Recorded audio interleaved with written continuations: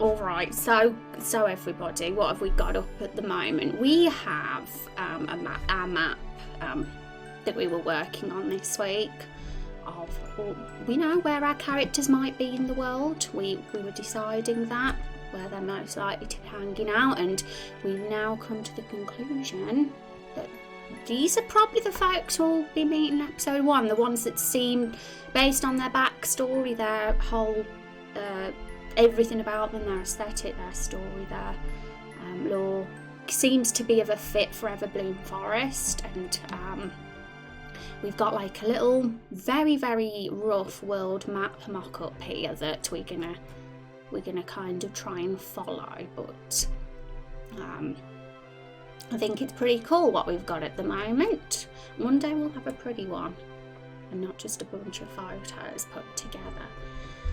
But here we are right now at the Far East, so I think it's a good point. It's probably the best place for Everbloom Forest. We don't want too much to be around it, because it would mean I'd have to create too much too soon. So I like that we've got a coast on around most of the outskirts. But one thing I thought we could do today was have a look at the NPCs in particular that will be with us in episode 1, because that is what we're focusing most of all the content that we're working on now, episode 1 content, and think about where they might fit in the story. And we got a lot of loose ends in regards to the story right now. It's not going to be something I'm expecting to get perfected and perfectly outlined overnight. I'm honestly imagining it'll take us in for the rest of this year to be satisfied with the whole story outline for episode 1. We had a really cool stream last time where we talked about some fruit side effects, which will probably be a plot point in episode 1. Still a lot of thinking about how to best fit it in, but there's a lot of potential there. So one thing I want to do in my week off, in all honesty, that I think is going to be really valuable, is get everything organised, because there's been a lot of notes over the last several streams since we started the Story Suggestathon, and I want to curate everything that was said, get everything organised, and start like tidying everything up and getting a clearer idea of how episode 1 is going to go. You should get Epic Games. They give out free games every week, do they? I'll have to look into that one. And story alone is worth running through the game, and the touches the devs put on the character development and how the characters react to your actions is really awesome. That's cool. And it's worth having. I will have a look. I've been looking more into narrative-driven games this week. I will add it to my list. I also need to get The Wolf Among Us. Yeah, when you know that new game Among Us that everybody's obsessed with. At first I thought that it was The Wolf Among Us, but it's not, and I was like, damn it, because I love The Wolf Among Us. It's one of my favourite. Well, it is my favourite Telltale game out of all the ones that they did anyway. And since you need to save money, it's a great way to get free games. Yes, I do need to save money. I'm like, needing all the monies at the moment. That's for sure. Very narrative-driven. It has basically 2 endings, a main one and the epilogue ending, both worth achieving. Sounds like something to be inspired by. That's for sure. Sounds like my cup of tea in regards to games. That Hades game. Sequel is next year, Rose. Yeah, it is, isn't it, actually? Which is cool, because I didn't think there would be one, considering what did happen to that studio. But that's good news. I just really love the setting of that game. It's pretty unique and cool. Dark fairy tale stuff. Very intriguing. But what was I going to say? Yes. Hello, hi Bite Size Play. Welcome to the stream. How are you doing? Hope you're having a good day. Happy Friday. Alright. I have an interesting, I think I have something interesting to ask chat today. I'm a bit unprepared though, because I was doing a bit of reading on my phone last night when I was relaxing in bed, and I found an interesting. I was reading some interesting articles to do with playable characters in RPGs, and particularly RPGs that have a very big selection of playable characters like we are going to have in Raindrop Chronicles. I wanted to get a bit of inspiration, see how other games do it and things. I'm going to hide Photoshop for a sec. We'll get this up. We've got a blank page here. I'm going to copy this. We'll just use that as a template. Obviously we'll delete it.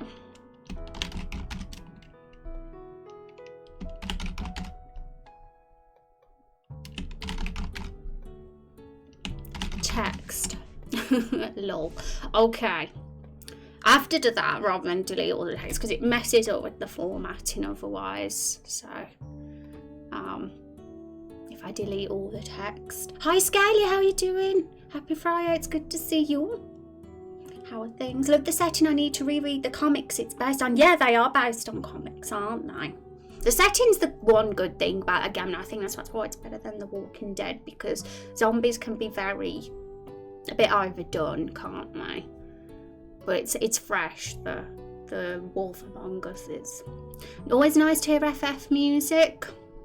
Yes, Final Fantasy soundtrack is the greatest ever, and we have a lot of cool background music in this stream. Lots of RPGs. In fact, I think it's all RPG music. And I'm a week off. I'm going to probably add a bit more to our playlist actually. But yes, Final Fantasy music is awesome. You have good taste. Okay, so the question I wanted to ask you guys was, I'm intrigued, just like something I wanted to discuss because I'm intrigued with what you guys think, because we are going to have a lot of playable characters in Raindrop Chronicles, as you know, and we already have 13, I believe. Let's have a reminder. 1, 2. Yeah, we have 13 because one of them, the Rex, needs to be moved up into the playable section at some point. So,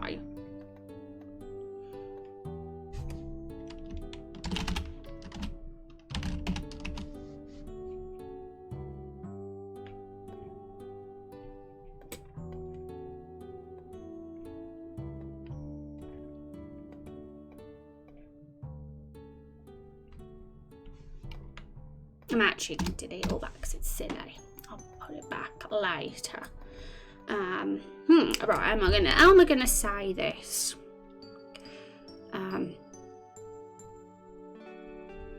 Got a few. I could get the articles up on my computer that I had last night, but I might just read them like this. Okay. Alright, actually, yeah, I'll get them up on the computer. I was actually looking up Chrono Cross, actually, because that is one RPG that has a similar sort of mechanic in regards to playable characters as us. So let's just Google that a sec.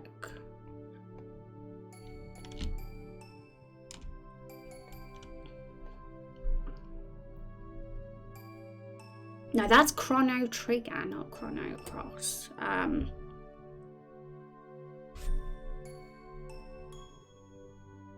Why isn't it saying Chrono Cross?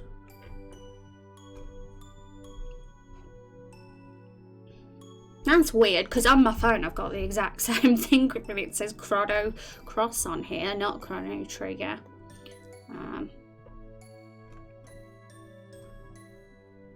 Basically on my phone, I don't know why it's not coming up on here, and it is on my phone, but on my phone it says there's 45 playable characters in Chrono Cross, and we'd probably have about the same in this game by the end.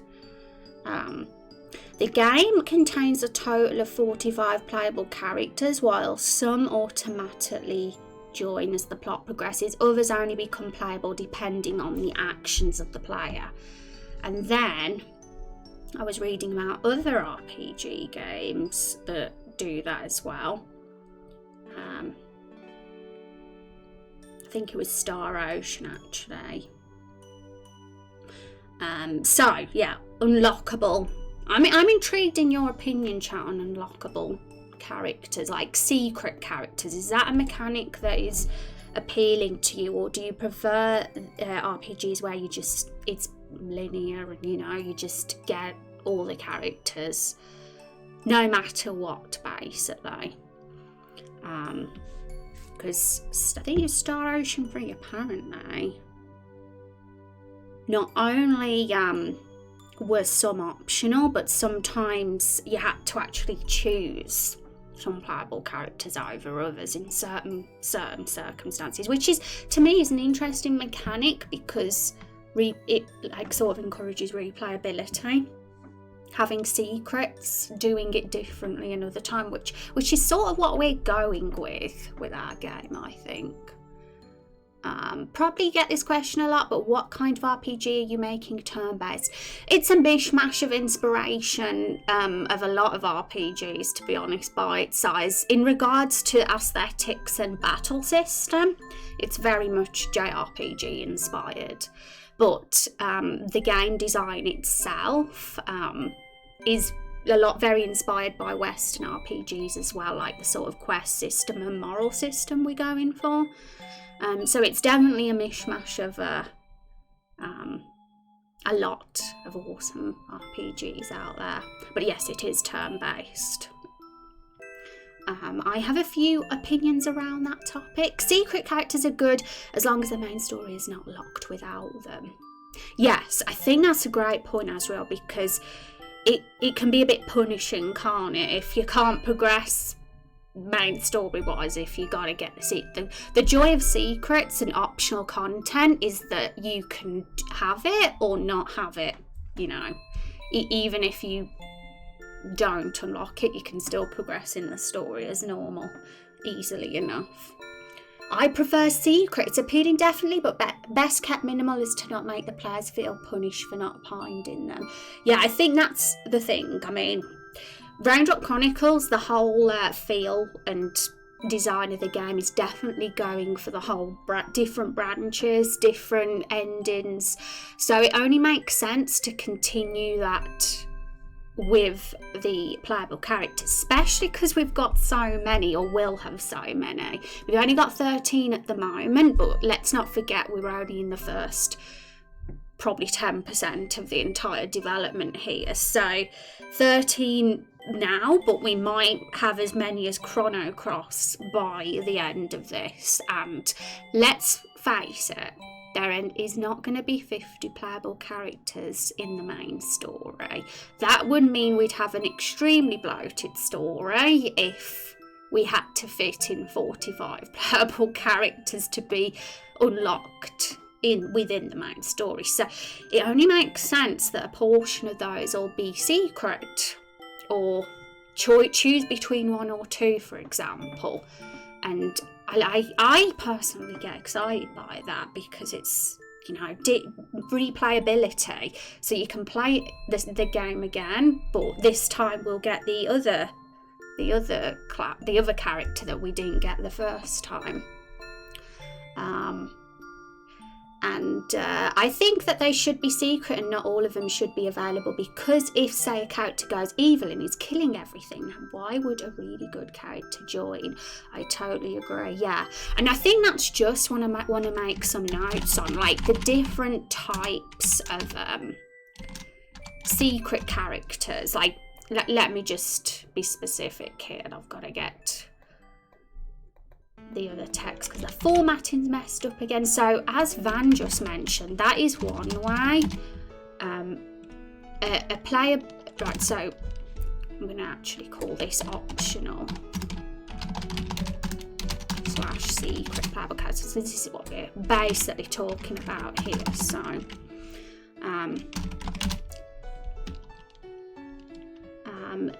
So could join depending on because it'll depend on a number of factors, and one could be how good or evil you are.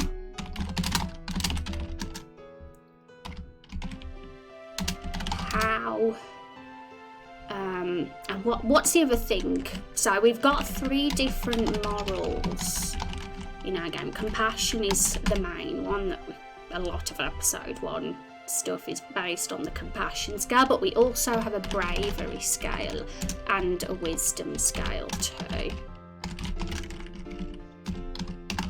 So how brave or cowardly you are.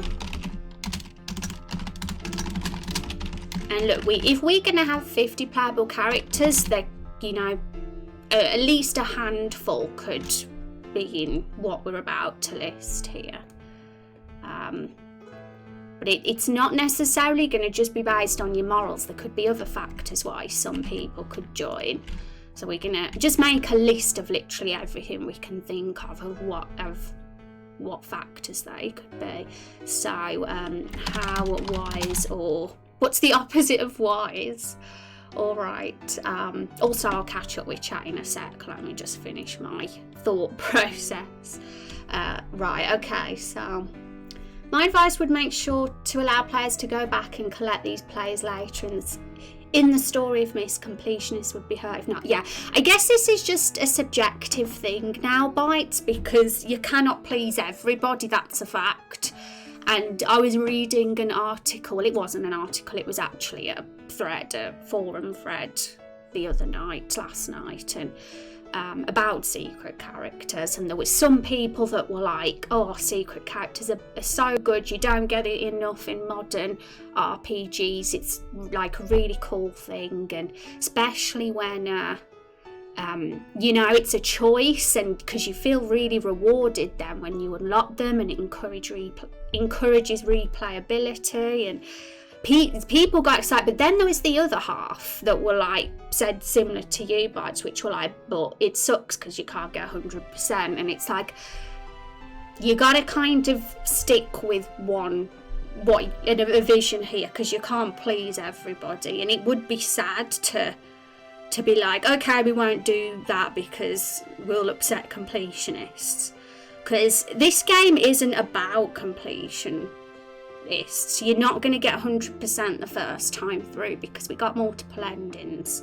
There's going to be every single person that plays this game their playthrough will be totally different to another person, because there's going to be all these little different factors that will change the way the world and everything around you and your character is shaped. And secret characters require a means to discover them, but it does allow one to somewhat customise the party, which is a good thing. The pitfall, though, is the story must be accomplishable with the base set of characters, and all the secret characters must add beneficially to the story. Yeah. It's kind of exciting when you say a customizable party. It's kind of fun to think that each playthrough you could have a completely different set of people in your party, potentially because of different things that you've done. It just, it gives reason to play the game again, to experience it a different way. That's how I see it anyway. The other point was story must be accomplishable with the base set of characters, and all the secret characters must be. I'm intrigued about what you mean by that a little bit more.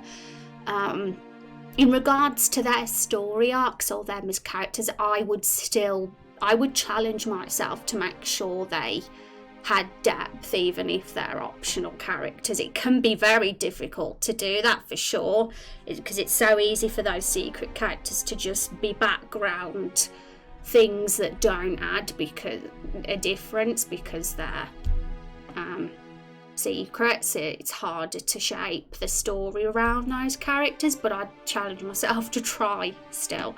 So I want to make sure Raindrop Chronicles despite the vast branches and different options, that they still have depth, each of those branches. And having the player exclusively select characters does encourage replayability, but there is also the argument for allowing getting later in the game the characters you didn't select. I guess it depends, because obviously, with something like this, if it's based on morals, if you change, that's something to think about too, because morals aren't set in stone. Just because you're evil at one point in the story doesn't mean you're going to be evil throughout the game. You could have you could be a hero that redeems yourself, and same with the other two as well. So that also, if that's the case, does that mean the one that joins you because you're evil won't? If you go good, they'll leave the party, or you know, and that will mean that the ones that weren't unlockable before will become unlockable. Because for one thing we are going to have is fast travel, where you can revisit old zones, so sometimes that could be something that could work, that you could go back and get a character you didn't get. But it would depend, because put foolish for that one, it's the first thing I can think of. But because sometimes, like another one, which was what Star Ocean had, have to choose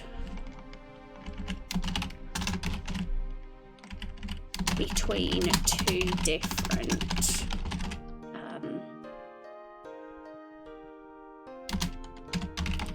and I'll give you an example for that in a sec, because I had an idea last night which I'm going to share with you soon, which is about number 4.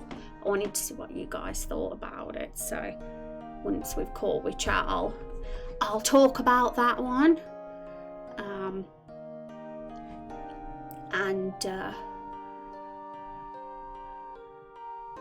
Ignorant, oh yeah, that could have been. I'm going to just stick to foolish for now, but good ones. And hi Richard, how are you doing? It's good to see you. Welcome back to the stream. If you're making a game like 9, you should probably allow them to get the characters later, but a game that changes based on decisions, keeping them locked would fit this. Oh yeah, so our game isn't going to be much like Final Fantasy 9 at all, because Final Fantasy 9 is a very linear experience. It's the story will always end one way, and the characters' arcs will always end the same no matter what. Every playthrough is identical, right, in Final Fantasy 9. So no, it isn't like Final Fantasy 9. Our game is more like, I can't actually think off the top of my head what it's more like, but it's just very much a branching game. That is my goal. That was always my goal, to make a game with multiple branches where players' endings would be vastly different from other people's, and I just think that's really fun. It's exciting, even though I adore Final Fantasy games, and a lot of the aesthetics and a lot is inspired by the Final Fantasy game, but they're different. They're a little bit more open and non-linear than the Final Fantasy games, what we're sort of working on here. And just make sure to be certain you're marketing games aesthetic. I think that the PC should be locked behind the hero's action. The people a hero meets aren't like Pokemon. They're going to have ideas about how their lives are, ideas, and sometimes that hero isn't going to fit that. Yeah. So, I mean, in episode 1, for example, I agree with what you're saying, Van, and I think that would make for a fascinating sort of system in regards to the PCs, and I'd love to try and do that. And I like what was mentioned previously as well, which was some characters might not get on with each other and refuse to fight at the same time as well, like not be in the same lineup in the party. Like if there's a reptile and a human, for example, then they'd refuse to fight alongside each other. Maybe, I guess it would depend on the human, because some humans that the reptile might get on with, if they're a a less racist one. But if there's ever like a really xenophobic human in the party, then the reptile wouldn't really make sense for them to fight. So I like that idea too. It just adds complexity and a bit more strategy. Something else was in there. The only thing would be, of course, episode 1, you're basically like a blank slate. In episode 1, maybe at the end your hero will start becoming some of these on the scale, but definitely not in the first half of episode 1, because she's still pretty much a blank slate by that point. Probably neutral, but verging on evil or good just a touch. There's going to be a point at the very beginning of Main Quest 3 where there's going to be a new hero, a new playable character that will join the party. So that's what I wanted to discuss today as well. And that might not be based on your moral. It's just going to be a choice. Just a choice of the two. And I mean, I want to hear opinions on this, but I think there's definitely potential with this idea. So I'm going to get it down in a sec. Hi Rose, hi chat, hi Zyra, how you doing? It's good to see you. We're chatting about, for Zyra and anyone else popping in, we're chatting about playable characters, but optional and secret ones specifically, and you know, what everyone thinks about that kind of mechanic. I personally love it. It's not going to be every 100% of people's in the world's cup of tea, but I don't care, because I'm following my vision no matter what. I have a very, very clear... I'm one of these people that are very sure of myself in regards to what I like and what I don't like, so I'm not going to struggle getting the kind of game that I want.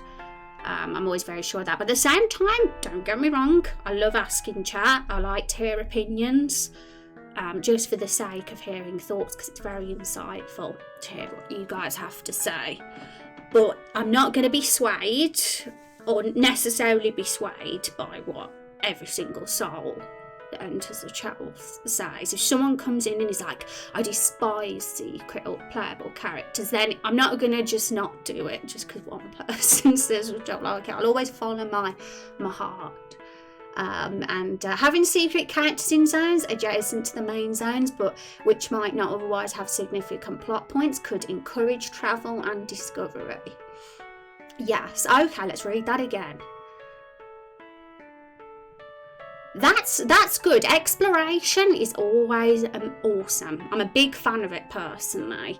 I've personally started to grow a bit tired of RPGs that don't allow for exploration. Ones that have invisible walls and are like you can't walk over there and are too linear.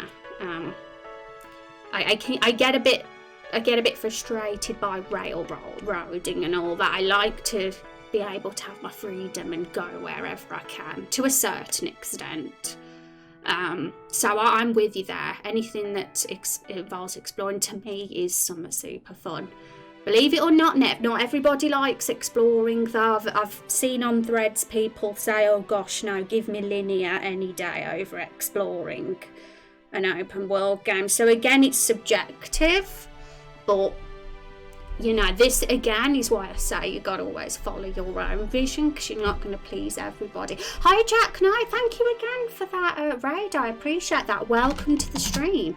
Let's give you I'm aware I'm very behind in chat, by the way, everybody, so don't worry, I'm going to catch up. I've encouraged a very cool discussion today, so there's a lot to be talked about, that's for sure. So don't worry, I'm going to go back. I am going to just have a quick bathroom break because I've had a lot of water and so I'll be back in a sec and then I'll catch up with chat. But thank you Jack and welcome to the stream everyone. Thanks for coming along with the raid. I'll be back in a moment, folks.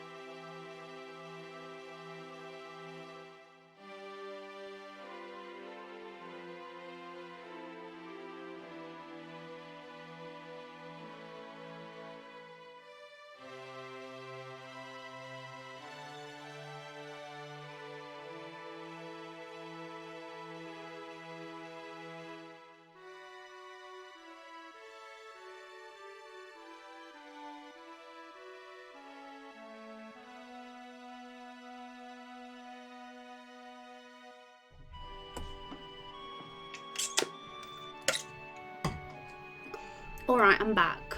Okay, everybody, I'm going to scroll up because I'm so behind with chat that there's so much cool stuff that you guys have said that I've not even read it yet. Hi, Turb, welcome. How you doing, folks? Welcome to stream, new peoples. I will get to you soon, don't worry, guys. I've got to scroll up because there's a live chat to read.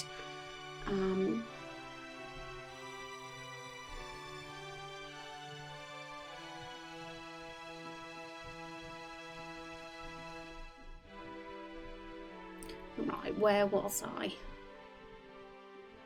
I think characters' reaction to PC action should determine if the other party members join or stay.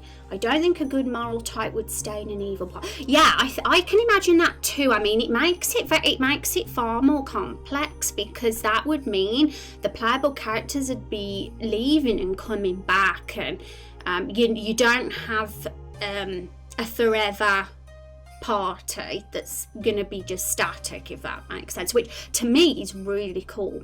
It's unique and a challenge, and it would be more complex to sort of implement, but I think it's fun enough for me to try out, and because I think that'd be fun.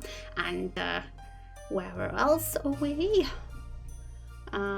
Have you started making this or just prototyping right now? Oh, I have started. We're planning on releasing the first playable build of episode 1 in the winter bite. So there is going to be a sort of demo there for episode 1 in a few months for you guys to play and test. But I'm sort of making sure we only focus on one thing at a time, folks, because I'm a solo developer. I don't want to have my head having too much going on in it.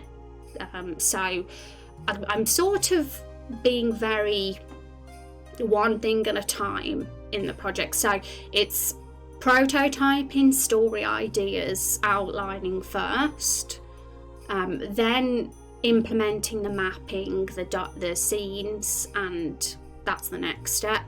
Then it's all the behind the scenes work, like the variables and the romance system, the moral system, and all that stuff working behind the scenes. And then after that, it'll be the battle stuff and the skill stuff that I'll be thinking about. And that's kind of how I'm going to approach each playable build, each batch of content we do. I'm going to start with story, then with scenes, then with behind the scenes stuff, then with battle stuff. So doing it in chunks like that lets me focus on one thing at a time, and it'll stop me getting overwhelmed. Because if I was thinking of every single thing at once, it would just, my brain would melt. So, where are we now? I think it is more like Pathfinder Kingmaker. Yes, that is one game on my list because I'm aware that we're going for something very similar. Hi Matt, how you doing? It's good to see you. And it could be done like the Tales series, depending on your party members. You get different conversations from them based on other party members. 2 characters in love, characters that hate each other. Oh, Tales series is another, because I've never played the Tales series, but I've heard good things about it. But yes, that is exactly how I think it would go. Obviously, if we're going to go for this system where you're going to have different party members based on how you've played through the game, scenes will play out very differently because you'll have a different person there. So there'll be different dialogue, that's for sure, in certain scenes. So there'll be a lot of different versions of how scenes could go as well, which is time consuming but fun as heck. That's for sure. And if you have characters that wouldn't join because one was human and the other was a reptile, you could always have a character say something like, I'd join, but mixing with a crowd, I don't think I'd fit in. But if your road ever changes, come back and ask me. Interesting. Yeah, that's another way to do it too, because the first idea... One idea was to have them join anyway, but just have them greyed out and unselectable when in the party picker if you had the reptile in your party, and say something like, I can't join because he's in there. But that is another approach as well, what you say, just don't have them join at all unless that person leaves the party ever. Pardon me. Hi Sky Blue, how you doing? It's good to see you. LOL, always make a game you want to make, otherwise it'll be a chore to ever finish. With a good vision, it'll be a great game. That's how I feel about my game anyway. Exactly, Bite. Now, this is so important, and I can't stress it enough that I always have to go my vision, because sadly I had to ban somebody the last week, I think, who was a very awesome member of our community, because they would trying to tell me how to do things. They even believed they knew that my own vision better than I knew it.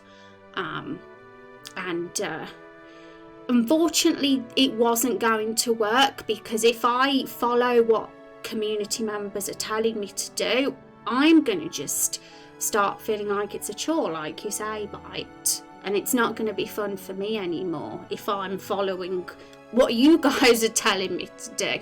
So really, you folks, I'm very grateful for you. I appreciate that you're here in the streams and you have so much fun hanging out and getting involved and sharing your thoughts, ideas, but it can never get to the point where you're gonna shout at me or throw a tantrum because I've said no, we're doing it this way. That can never happen. Fortunately, there has to be a ban in cases like that, even if I wish that it wasn't. Unfortunately, that would have to happen for the sake of my own sanity for the project. And where are we? What's going on? This isn't Jack, yo. Yes, it is Jack. Jack Knight Terror. It is Jack. You're not Jack though, Turbo. That's true. I guess one way to sort of compromise between linear and non-linear in some areas would be to have a fork in the road, but you're blocked from going past where they rejoin until you circle around and see both main things. Yeah, I mean, I personally rather not have to compromise at all. I'd rather just go with whatever I want, but the only reason I'd have to do linear is for my own, because I'm a solo developer and I'm limited. Like, I can't create a whole world in once. Episode 1 isn't going to be fully explorable because there's no way I'm going to be able to make that many maps in a short space of time. So obviously the limitations of being a solo developer would be the only reason it would have to be linear in some respects. But at the same time, I want to make sure anything that is linear doesn't make it too obvious, and that it's still gives the illusion of being, non-linear as best as possible. And Rose, ever played Rule of Rose PS2 game, survival horror? I haven't. It's got my name, has it? Yeah, I don't play horror games because it's not really my genre. I get a bit scared of them. I love dark storytelling though, so don't misunderstand. I'm a big fan of dark themes in games. Raindrop Chronicles, not gonna lie, it's gonna have them. It's gonna have some dark stuff. It's not a children's game. It's not a children's game. But in regards to horror games, I get scared.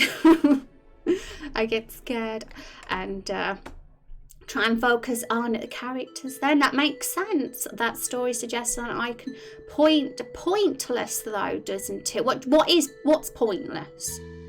And no problem. Had to turn down friends' ideas so I know you're feeling. Can't please everyone. And the game would be right up your alley then. Yeah, and nothing wrong with folks sharing thoughts. Giving a bit of feedback if I ask and stuff like that, like I have today. I've encouraged the conversation of optional secret characters. But when it becomes a lot of anger, negativity, saying no, you shouldn't be doing that. Why are you doing this then? Then that isn't right for someone to do. And I'll try and focus on the characters then. What did I say, mate? I've forgotten now what the context of what I was saying was, because I've had to catch up with so much of chat that I've forgot.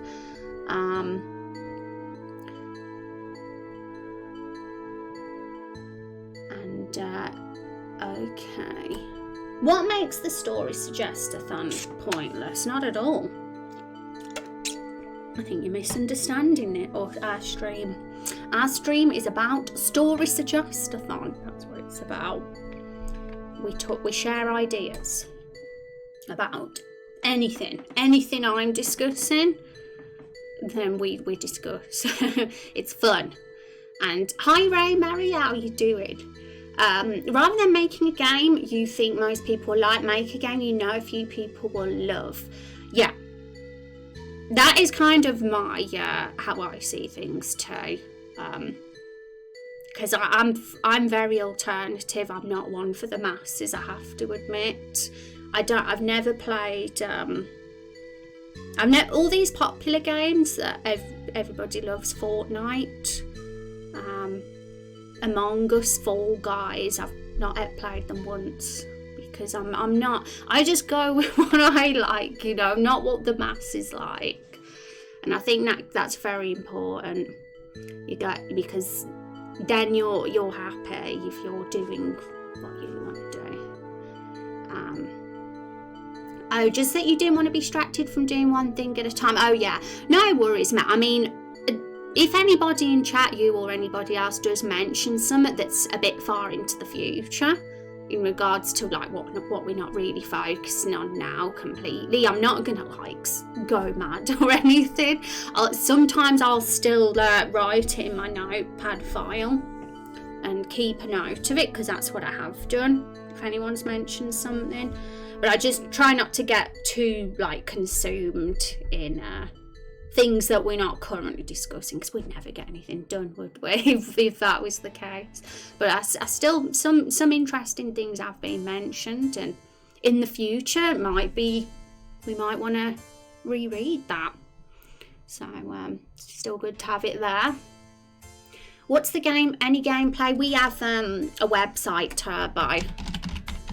So have a look at that. There's a press kit. If you scroll right down to the bottom, we have a press kit, and there's videos on there.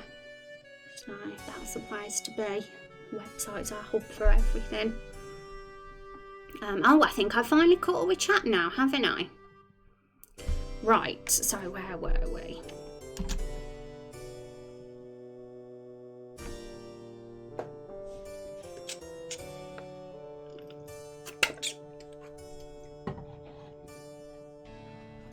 Okay, so yeah, this is like morals, so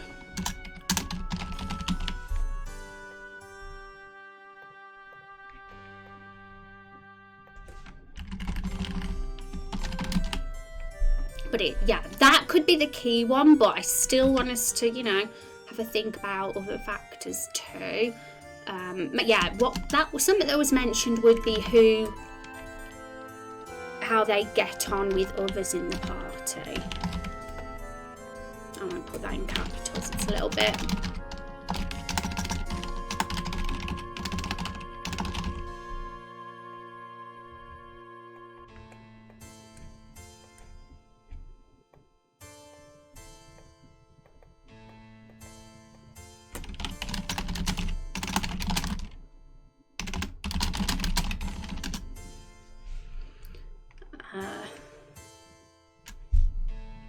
Yeah.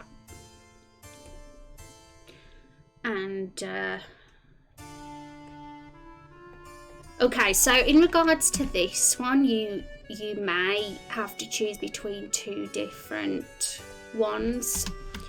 I only thought of this last night, and of course that would mean the whole completionist thing would be out of the window for this, because if you have to choose between two different ones, you won't be able to get the other one. But at the same time, it encourages replayability, and there's something interesting about that. But there was something in particular that sparked this thought, which I'm going to mention now, folks. Right. And I mean, it seems like you already have your own ideas and story and not willing to compromise, so what's the point of suggesting if we already know nothing's going to change from our suggestion, most likely is what I meant, no offence unless I misunderstood. Yeah, you completely misunderstanding Snape, for sure. I think you're seeing things in extremes there. Just because I want to have control of my own project doesn't mean I'm not listening to chat. That's silly. And can I make a suggestion for when designing NPCs? Yeah, sure. And New Game Plus Rose file remembers previous choices for completionist. Yeah, I haven't actually considered a New Game Plus thing yet, probably because it's so far out. But yeah, it's a good suggestion, Asriel, for sure, because that, you know, interesting. Okay. Here we go. So where were we? And hi, Sorter, how you doing? It's good to see you. Hope you're having a good Friday. Right, so where were we? Right, so these folks here, the ones on the top row, are the PCs, playable characters, and the ones on the bottom row are the NPCs. That's a lie though, because these two characters are PCs. But the reason why they're at the bottom and not at the top is because they're not necessarily going to be joining as in episode 1, but this one might be, so I might actually put him up here. But as for Van's character, no, probably not joining in episode 1. So they're classed as an NPC for episode 1, not a PC.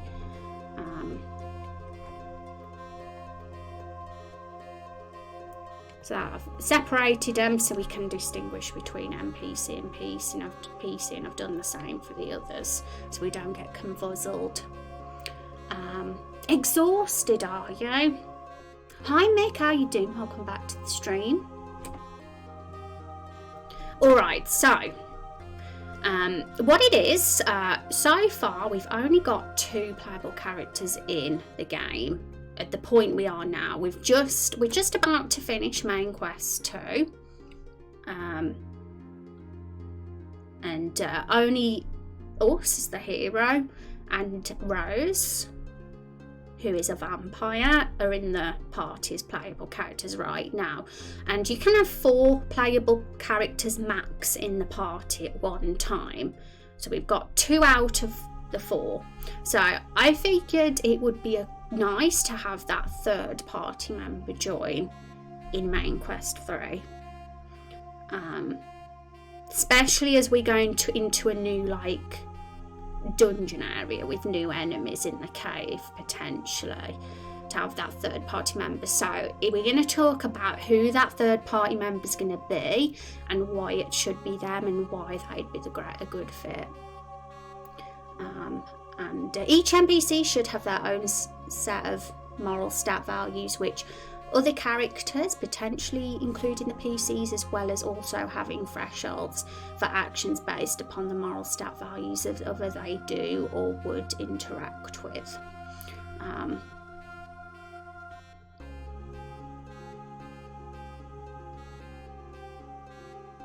Okay, so I get the first part of what you're saying. I've got to reread the second because the brain's melting. But if I'm reading this right and stable, you're saying that NPCs have their own similar scale of morals as what the hero has.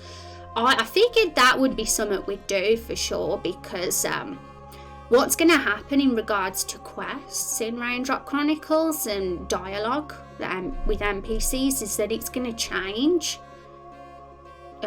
depending on what you're like, what your own morals are like. So if you end up being, say, a really foolish hero, then certain NPCs might talk to you differently and certain quests will be available or unavailable because of that.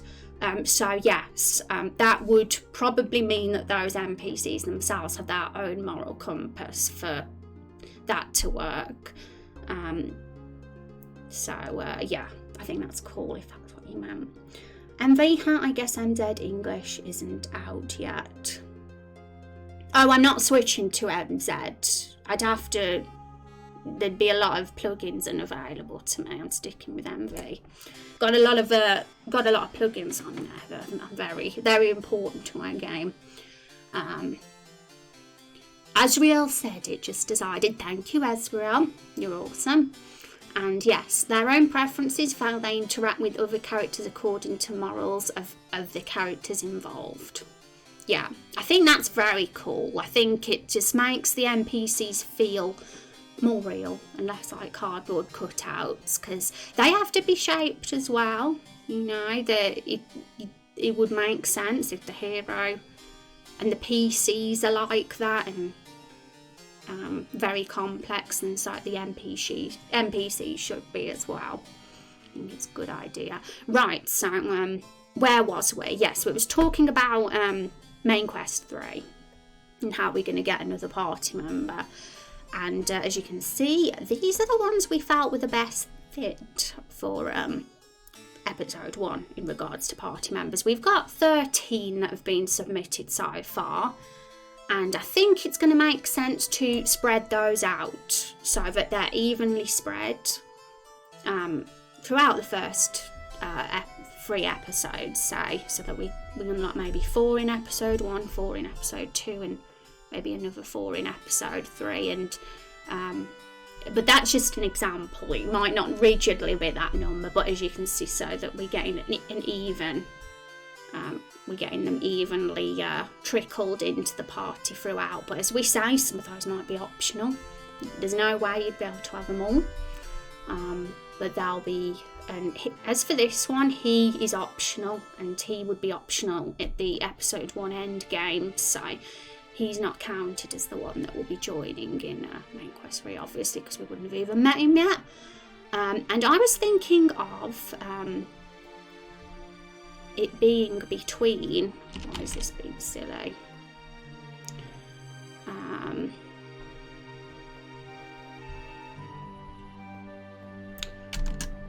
Being between these two, diplomat and herbalist, and I've got a reason why there'd have to be a choice. So I'm going to make some notes on our page in a sec, so you know what I'm talking about.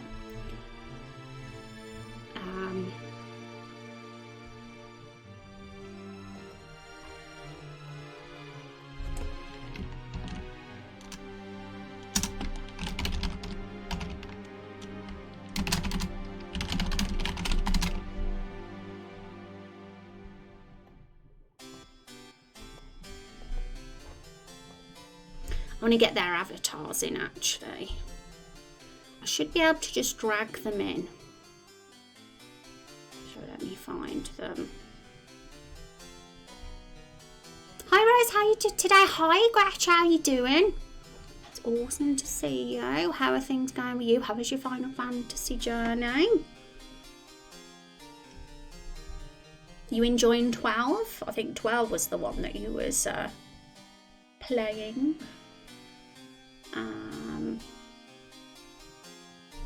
Right, so I have a ton of folders, folks, so it takes me ages to find stuff. Here we go. Where's our other one? Here she is. Right. Now, this is just an example here. I'm not necessarily going to go ahead with this idea I'm about to explain to you, but I feel like there's potential in it, and it could work. See, nothing's set in stone when we have these stories suggested on the streams, and last week there was a lot of change in a lot of ideas which we kind of had that sort of changed, and there was an instance when somebody wasn't happy with one of the changes, and I was like, yeah, that we can't have this, because there's going to be a lot of changes in Raindrop Chronicles. It gets the way game development works.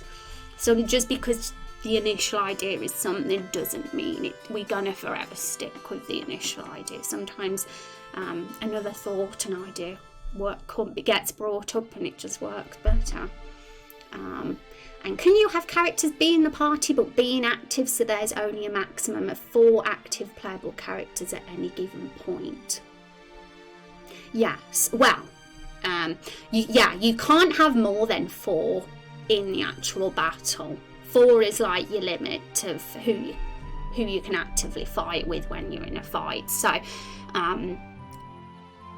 obviously once you get over 4 members in the party, that's when we'd get a party selector tool, so that you have the choice to pick which 4 you want. That's kind of how I imagined it. And obviously at this level of early game, we've only got 2 at the moment, and we're just about to get our 3rd. So because of that, we don't have any party selector tool yet, but that was kind of something I visioned for when that time comes.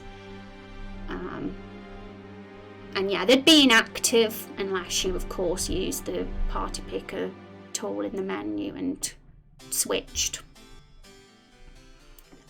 I'm good, it's going well. I'm enjoying 12 a lot. Can't stream today unfortunately, but I'm looking forward to playing some more. That's awesome. You've got through those Final Fantasies really quick, Gretch. Super fast. I'd be sly, because I'm sly.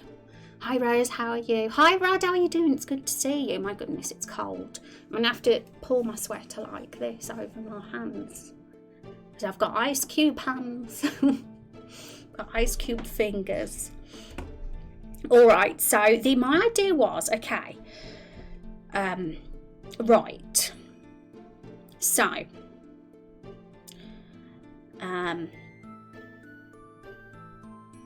the reason why choosing between 2 different characters might have to be a thing now and again is because we're going to have a very large selection of recruits by endgame, like we say up to 50 maybe.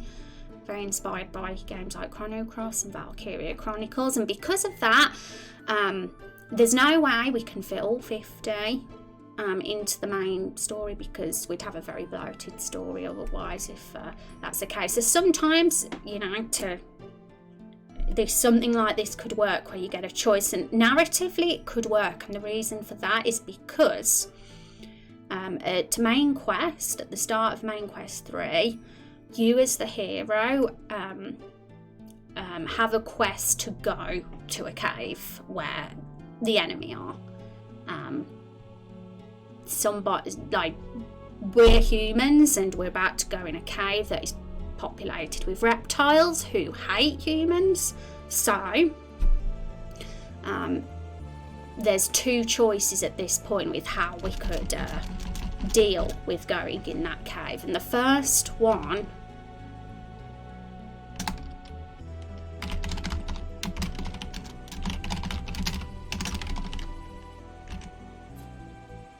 noise, I don't think it was anything. Weird noise in the background. Okay, so choice 1 would be to disguise ourselves as reptiles. Also, I should probably make a summary of what happens in main quest 3.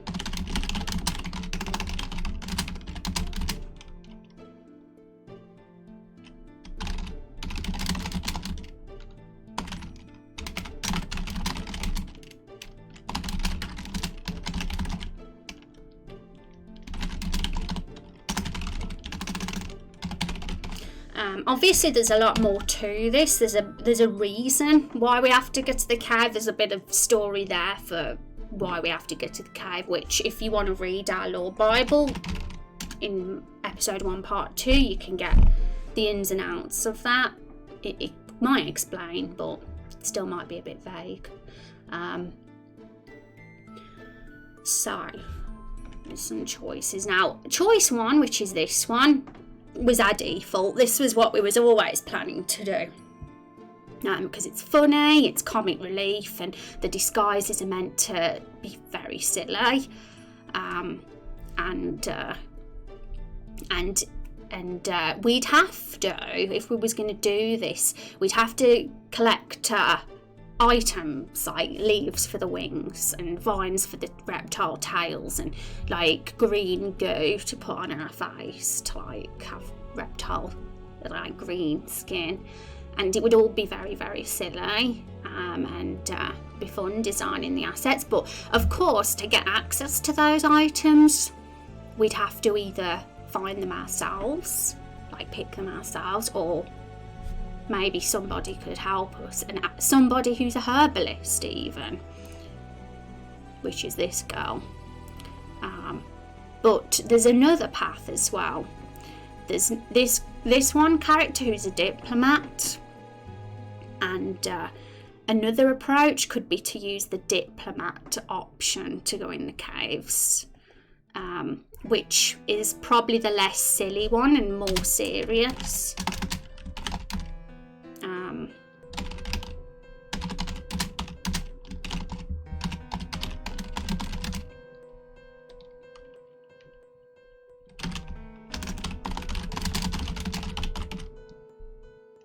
I don't know about attempt to make peace, that might be a bit far, because that's not going to happen, but it's just to like find out the information we need, because our mission is really to get information on a certain reptile.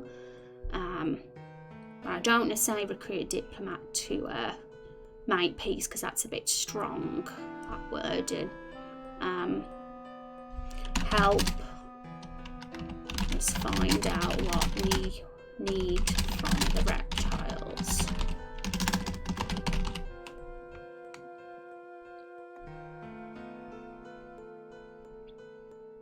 Because that like leaves two different options, because I don't think it would have worked with both, you know. It's either disguise ourselves or, you know, just be humans and go through the diplomat option.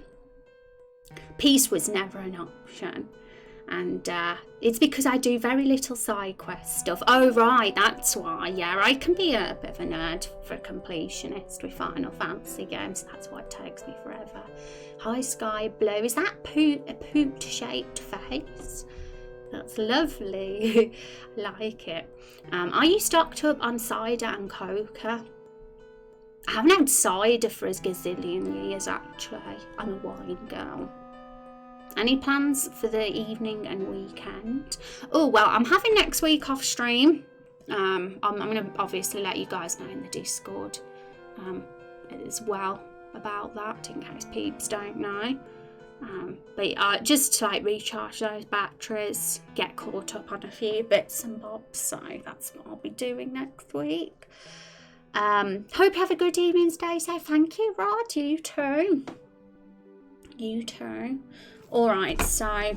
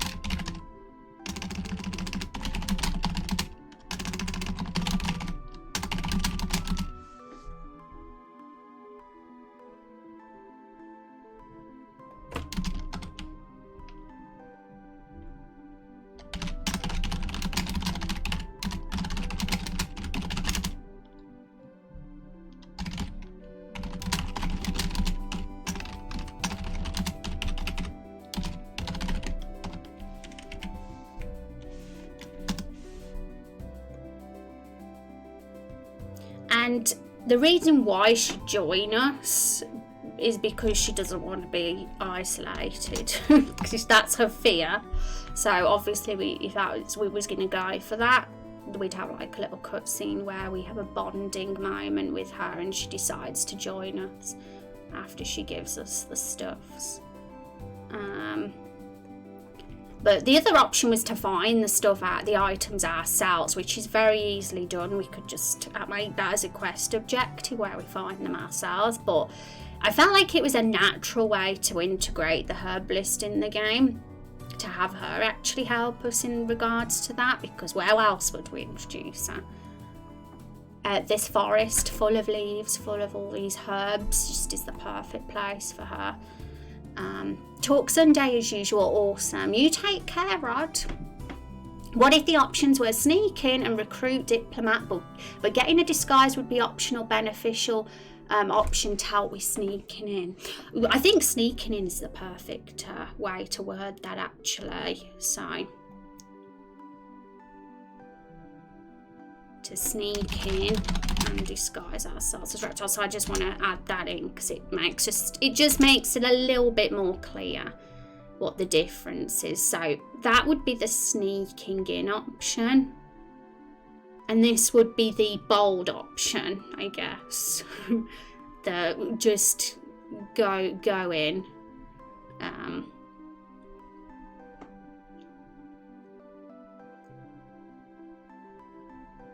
I don't know how to word that one just yet, but that's interesting that you want to, like, I mean, I feel like the whole disguise section of the game has so much potential, and it's going to be a bit time consuming for me to create the assets, especially because we've got loads of custom heroes. So I feel like it's worth, like, making it be, like, not too secret, because there's a lot of comic relief and potential for such a thing. But I like the idea of having that second path where you don't disguise yourself either if you want to take a different route. I think having just the two choices could be complex enough, because as we said last stream, even just having two choices, there's so many little things in the long run that affect them, and so many variables that could change things, that we could end up like with a gazillion different branches if we're not careful. So hello, hope you're all well. Hi Binary, how you doing? It's good to see you. I hope you're doing well.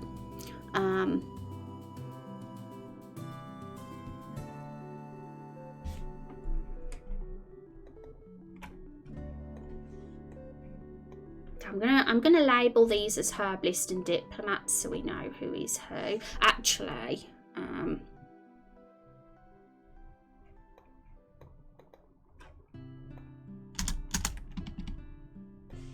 do you know why the text goes black?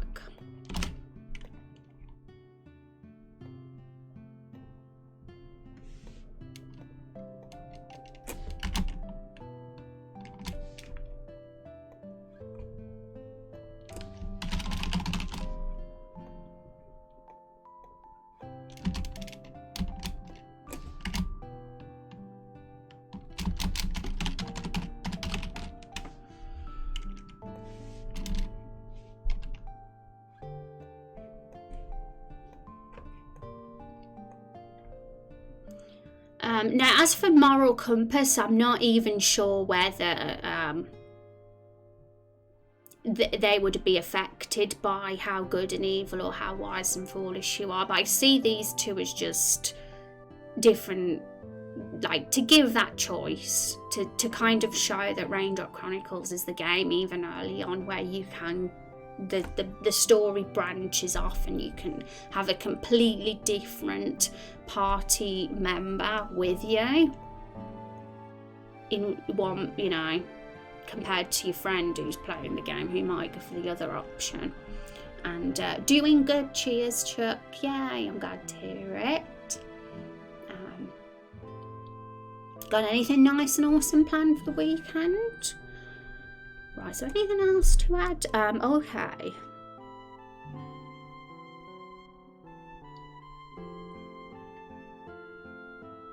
Right, so I guess the difference between the two choices as well, I'm trying to think of key differences here. It's all going to go the same, like it'll all result in going into the cave, and main quest 3 will progress the same way no matter which one you decide to go with.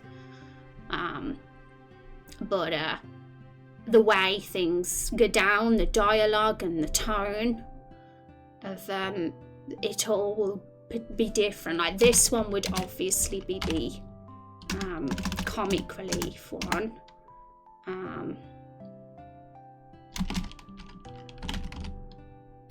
The disguises would be very silly.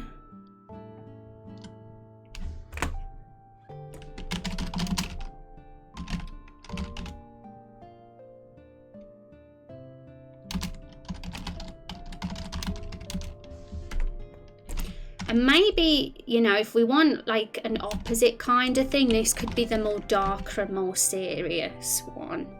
I'm trying to think for, you know, because some players like might want to like do the light-hearted thing, and others might want to do the more serious one.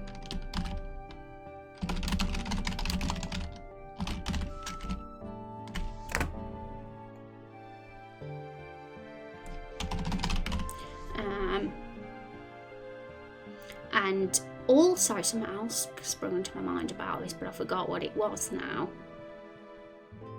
Right, it would be obviously somebody in Lake. Flaw would tell you about these people. Different NPCs would probably someone will tell you about the herbalist, and someone will tell you about the diplomat, and it's up to you then as the player to decide which one you're gonna recruit, and then the plot will carry on. Personally, I don't do light-hearted, but a lot of people prefer. See, this is why I think going with a choice is a good idea, because of people like you, Unstable, because this was our default. That was going to be something we were going to originally do no matter what, because I didn't have the idea initially to split it like we have. So somebody who doesn't do light-hearted would probably want to go with choice 2, because it fits them better as a player and what they like and enjoy most. So I can't really think right now how it'd be more serious, but I can imagine the conversations happening in the cave. Obviously you wouldn't have the disguises on and you'd have the diplomat with you. It'd just be a much more serious style of quest compared to the other choice where it was very silly. So maybe this weekend is a little getaway with my wife for our anniversary. Nice meal, looking forward to it. Oh, that sounds nice. That sounds lovely. I hope it goes super well. The binary. You can always make thresholds where you can't be completely evil, then just make sure the PC can't be completely evil by this time in the story. Yeah, for sure, because we're in early game right now. There's no way you're going to be maxed out on the evil scale in this part in episode 1. You're kind of still going to be at that neutral point at this point in the game, but maybe just slightly one way or the other, but not enough to like be obvious or very clear at this point. But by the time episode 1 ends, you will probably be going maybe one way or the other, but there's a chance you could still be neutral. Never know. Right, so a lake for NPC, and we don't know the NPCs yet.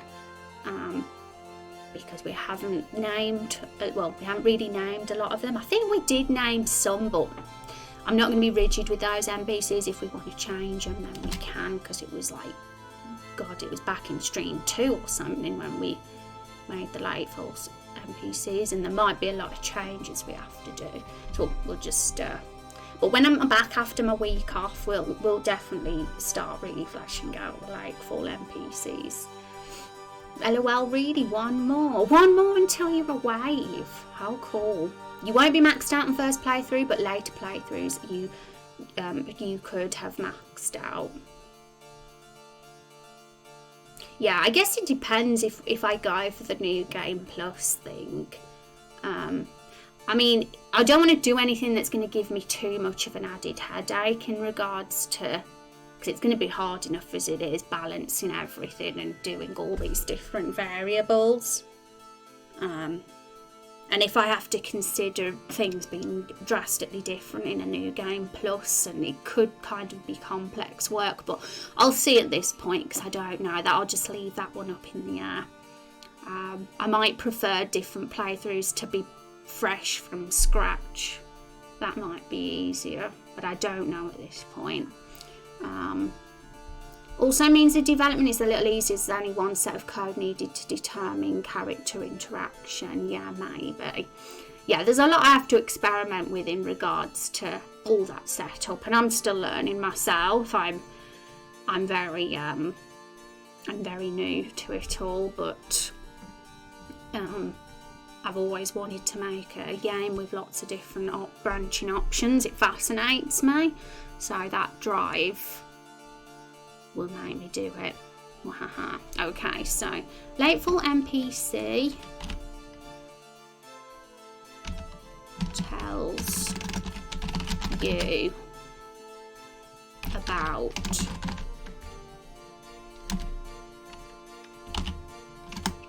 a herbalist who hang on, tells you a good idea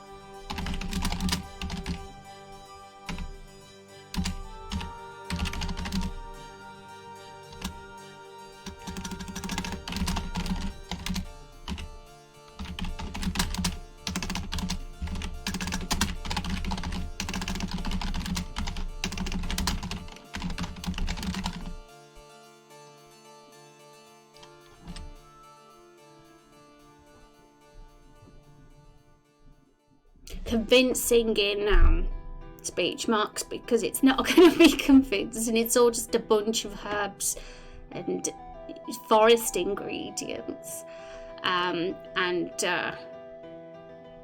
The other one would be another Lightfall NPC. Now this one's obviously going to be a different Lightfall NPC, but they have another approach. They probably wouldn't think the disguise would be a good thing to do. They're more logical. They're not as this person would probably be a younger person, perhaps, who is and the dialogue would make it very apparent that this is the silly option, I think, so that you as the player know what you're getting yourself into beforehand. Got a meeting, be back later. Take care and stable. Thanks for all the thoughts and ideas. Alright, hope the meeting goes well.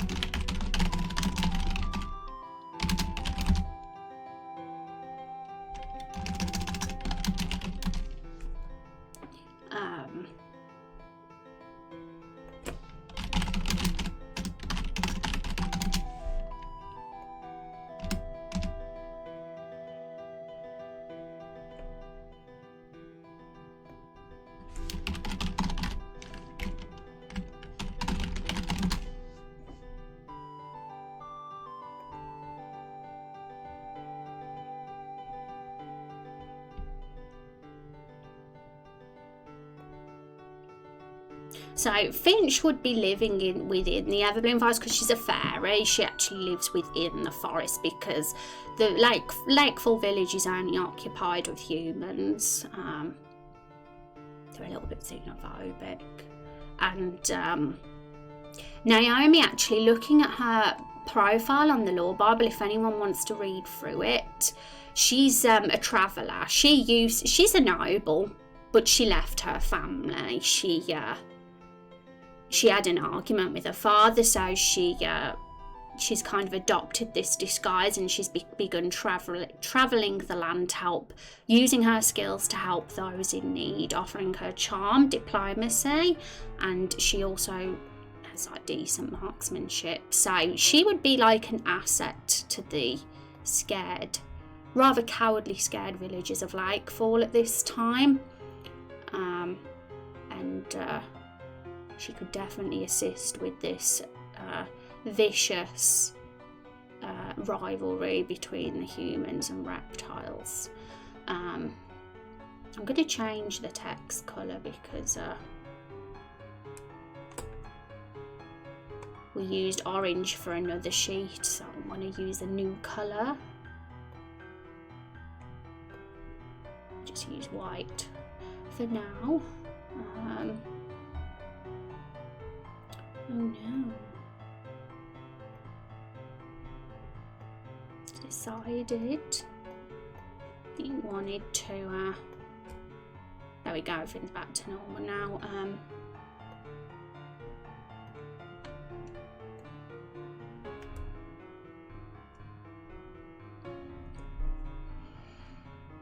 Meeting got moved. Sorry for the spam, but just wanted to see if I got the way of it. Oh, don't worry, I love to see the spam sort of use spam those raindrops. You know, I encourage it. I kind of request that after we have the story wireframe written, we flesh out the NPC backstories. I think that's a good approach. I think that I wanted to like get a kind of story, very rough foundation in place for episode 1 first, so that things don't take us by a nasty surprise. It feels like the smartest thing to do first, a rough guide, and then having that rough guide could then help inspire NPC ideas. And we've already got the community submitted ones, which obviously were here. So I'd like to talk about these particular folks, seeing as they've already been submitted as characters and we felt they'd have a place in episode 1. But any like ones that we create on stream to like populate the village, because we're going to need to create our own. Lakefall's going to have, you know, it's not going to be overpopulated, but there's still going to be the people living there. It's going to be full enough for the size of the village, and there's going to be reptiles living in the caves as well. They've made their own little home within the tunnels of the caves, so we're going to be making NPCs on both sides, and that's going to be a lot of fun. I want us to have a really memorable bunch of characters, and we've already got some starting points. I mean, we've got the idea of an old man that's lived in his last days living in Lakefall, because he's part of the Stumpy side quest, which is here. But we don't know anything about this old man yet. All we know is he's part of this side quest. We've also got a few ideas here too about a reptile we know, tail and wings. We have a forbidden romance plot idea. So there are like ideas about NPCs, but they've just not been fleshed out yet. Hi Chub Cheeks, 29 months. My goodness. That's like 97 years, it is. Years. My God, that's humongous. That's a humongous amount of months. Let's have some hype in chat for that amazing support. Thank you, Chub Cheeks. How are you doing today? I hope you're well. I hope you're doing good. And how are things? How have things been for you, Chub? Let's have a catch up. All right, I got it. Yay, well done. You're doing so good. You're a good lurker, sorta. You're doing really good. And choosing who to recruit sounds good. Yeah, Matt, it was an idea that sprung to my mind last night, because I wanted to be prepared for how we're going to handle PCs, not NPCs, PCs in Raindrop Chronicles, playable characters, because we're going to have so many potentially. We've only got 13 so far, Obviously not in the game. We only have 2 so far in the game, the hero and Rose, but there's 13 that have been submitted. By the end of this whole project, we could potentially have... I've said the limit is 50. I've said I'd be okay with a limit of 50, but it's going to have to be trickling in way more slowly, though. If you've been on the website, folks, you might have noticed they're closed, the playable character forms, and they're opening again in January, and that's how we're going to handle that from now on. We're going to have a little bit of a more limited application submission process for the playable characters because of the fact we'll only have 50, whereas NPCs we can have loads because we've got to populate all our towns with them and all our places. But the fact is, because we're going to have such a big recruit list, potentially they're not going to all be part of the main story arc. It'd be too bloated. There's probably only going to be maybe 10 or 10 overall that might be part of the main story arc. Others might be like this, though, where you get a split, you get a fork where there's a choice between 2 in the main quest.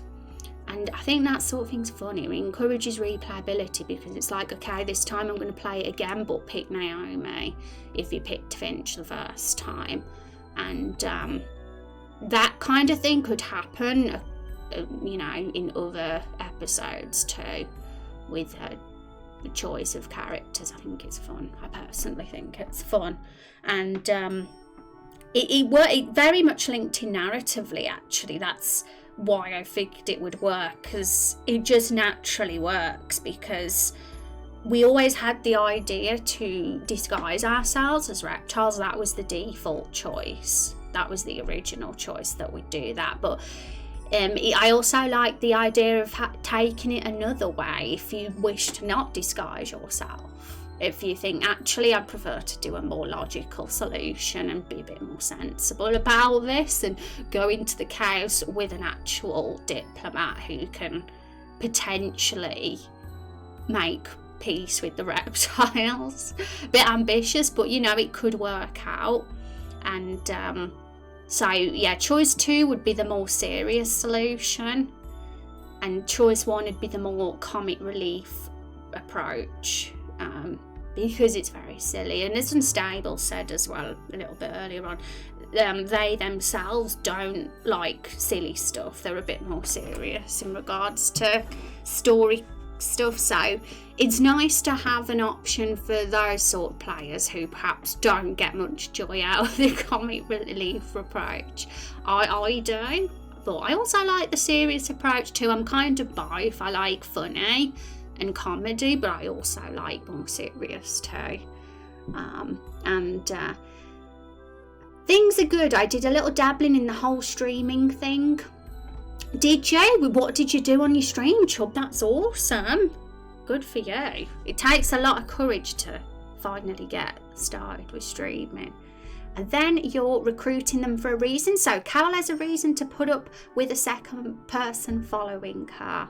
And another good idea could be, if you don't pick a character when you've met them for the first time, they may show up again in another town going on with their lives. That's pretty cool, Van. That is very, how would I describe it? It just makes the world seem real. I can't think of another way to describe it. It feels like it's just everything's happening and in a very realistic way. It's not like static, and it's not all just like built around the hero. That person could be I think that's really good. Like, for example, if we decide to go with Finch, if someone decides to pick Finch this playthrough, they could see Naomi in, let's get our map up again. They might see Naomi in the capital in the Highlands doing like a diplomat job for someone, like in that episode. Like, how cool would that be? which means Naomi isn't never in the game ever again just because you picked Finch the first time. She'll still be there, which is nice because it's not like you'll never see that character ever. Whether she works as a recruitable NPC later on in the game, I don't know at this point. But, you know, I like the idea that you can still see them living their lives, and same for vice versa. I did 2 Final Fantasy XIV streams and then did a test stream where I just tried all my intense games to see if they drop frames. I really did it go smoothly. And welcome back, Van. I was just rambling on about what you said. Did you hear what I said? Or do you want me to say again? Because I thought it was a really cool idea. I got a bit excited because I was like, yeah, that'd be really cool to like see Naomi in the Highlands or something doing a job for someone else. You could also characters which start out as non-recruitable but which become recruitable after a certain time or event. That's true as well.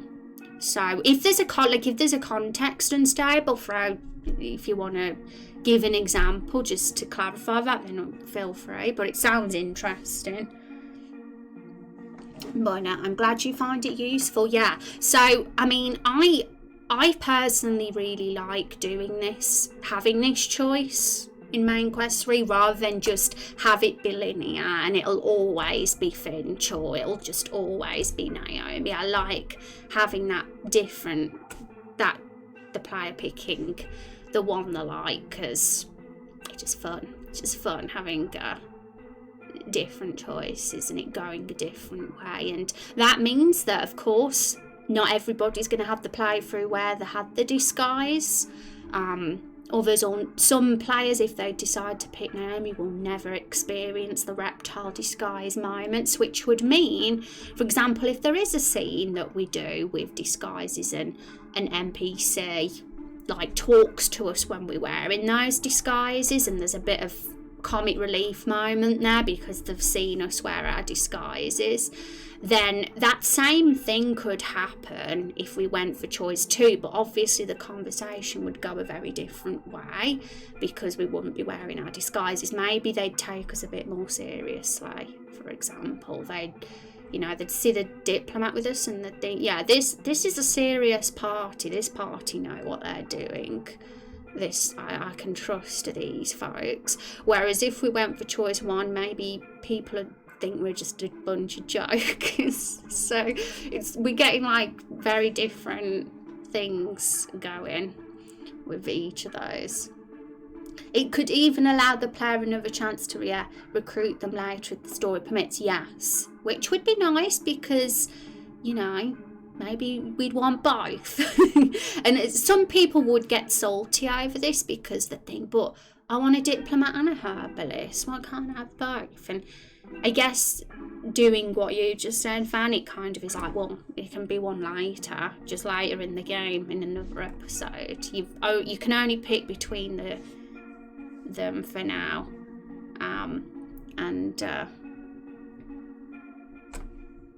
For sure, but it'll all depend because not necessarily. Sometimes it's fun to not make it too easy for the player to recruit people.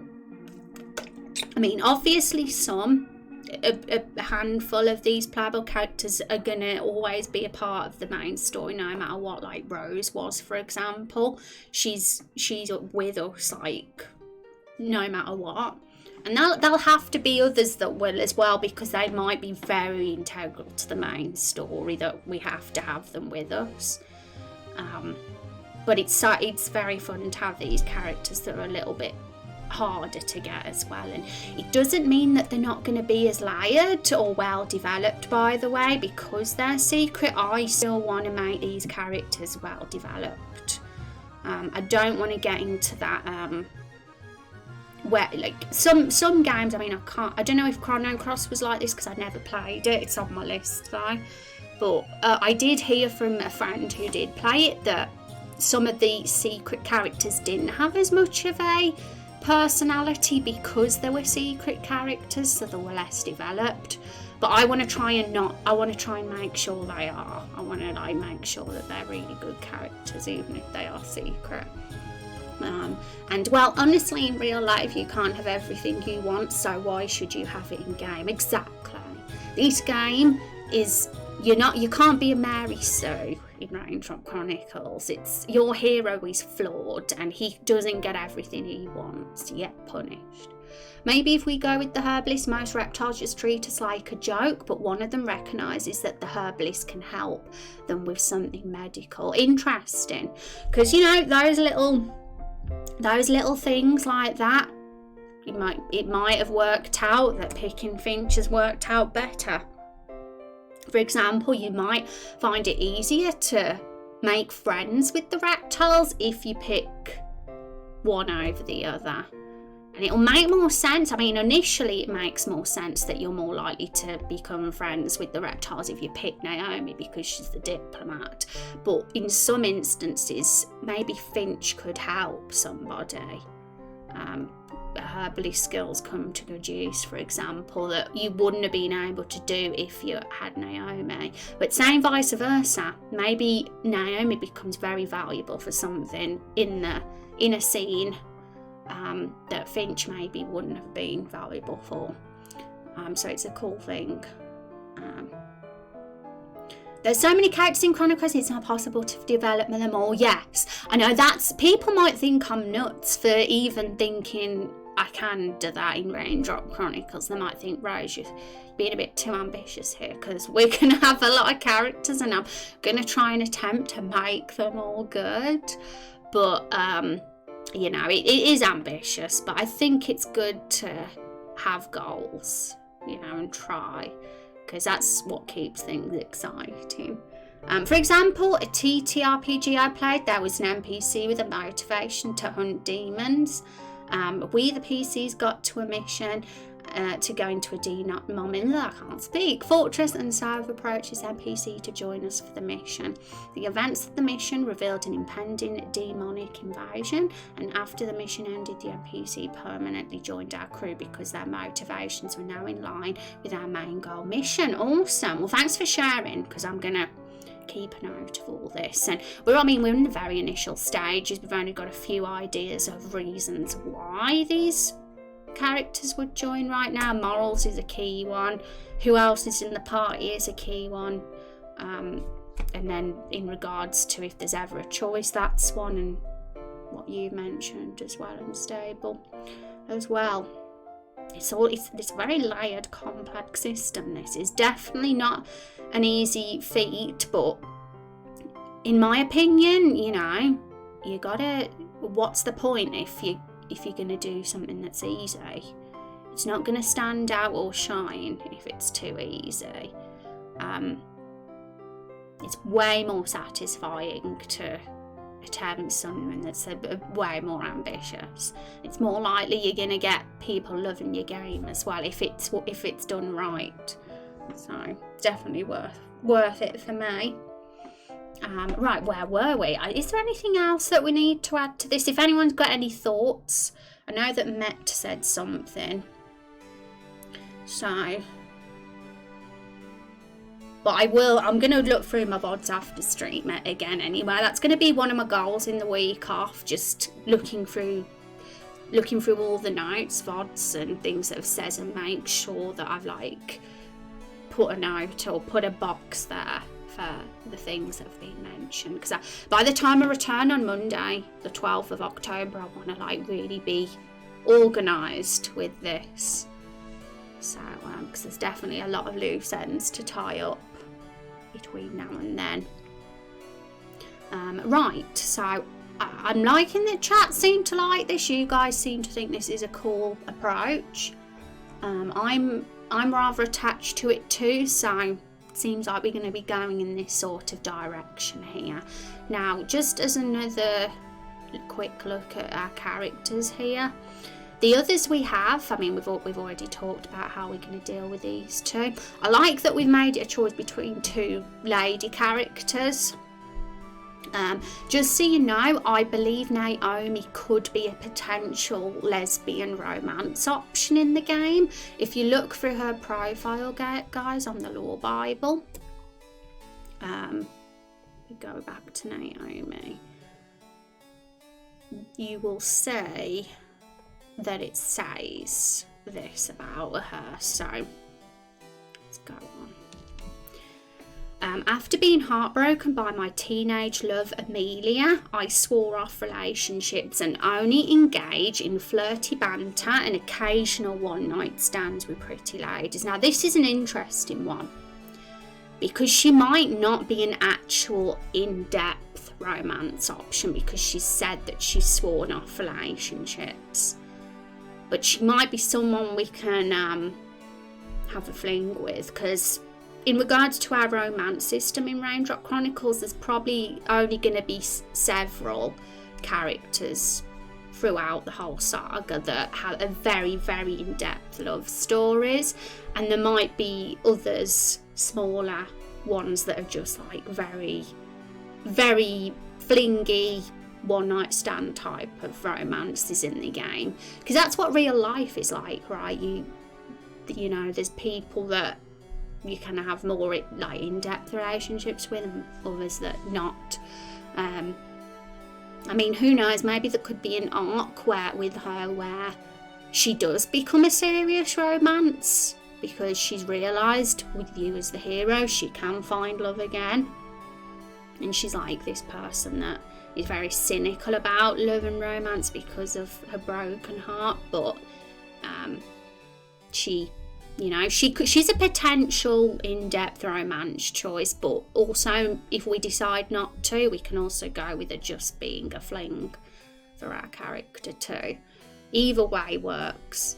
But yeah, she would only be attracted to women. So if your hero is a female, then she's a potential, option for you.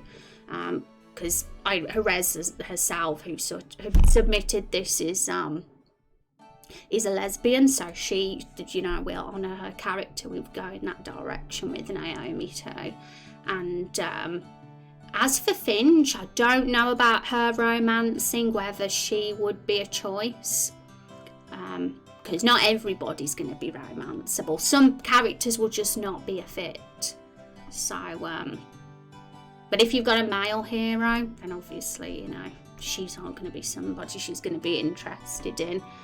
And like a redemption arc, but it would be really hard to unlock. Like a redemption arc, yes. I love a good old redemption arc. And yes, because some easy romances are going to make it easier on you, yeah. And it just makes it a little bit more, it feels a little bit larger than the selection. Like if we only say, oh, there's only 6 romances in the whole of Raindrop Chronicles, like 6 really in-depth ones, it's not going to seem as impressive, is it? But saying like there's a couple of dozen sounds good, but realistically a big portion of that couple of dozen will just be one night stands and flirty like little flings, and a small bunch of those will be very in-depth ones. So it'll just be up to us as a community to decide which ones are going to be those in-depth romances and which ones are going to be the flings and one-night stands. Flings and one-night stands would be a romance scene that only takes place in a single scene, for example, or 2 scenes. But an in-depth romance would be one that's developed constantly throughout the whole game. Like the barrel romance is one that would be an in-depth romance, for example, because that's already beginning at the stage you're at in the game now. And even if one of the romances is a character we meet much later on, they can still be an in-depth romance, I've played games that are episodic where we haven't. There was an RPG Maker game I love that had 6 episodes, and there was one character that you didn't meet until episode 4 out of 6, and they were so fleshed out, even though you met them closer to the end of the game, and they were like one of the best romances of the game, even though you met them late. And that's because they were a very big part of episode 4, and you know, so it's not, they don't necessarily have to be in the game early to be well developed. Okay, so yeah, I just wanted to mention that so you folks know that she is a potential romance option for women, female characters in the game. And the other guy, so we already know about Rex's character, that he is an optional playable character. He will only join if you've sympathised with the reptile's cause. There's no way he'll join if you've shown mercy to the humans and you've killed his kin or treated his kin unfairly. So he's going to be that secret shocker, I think, at the end of episode 1, where he's like, he pops up and actually joins you. He's like the Magnus of Raindrop Chronicles. I think Magnus was from Chrono Trigger, I think his name was. The villain who actually joins the party.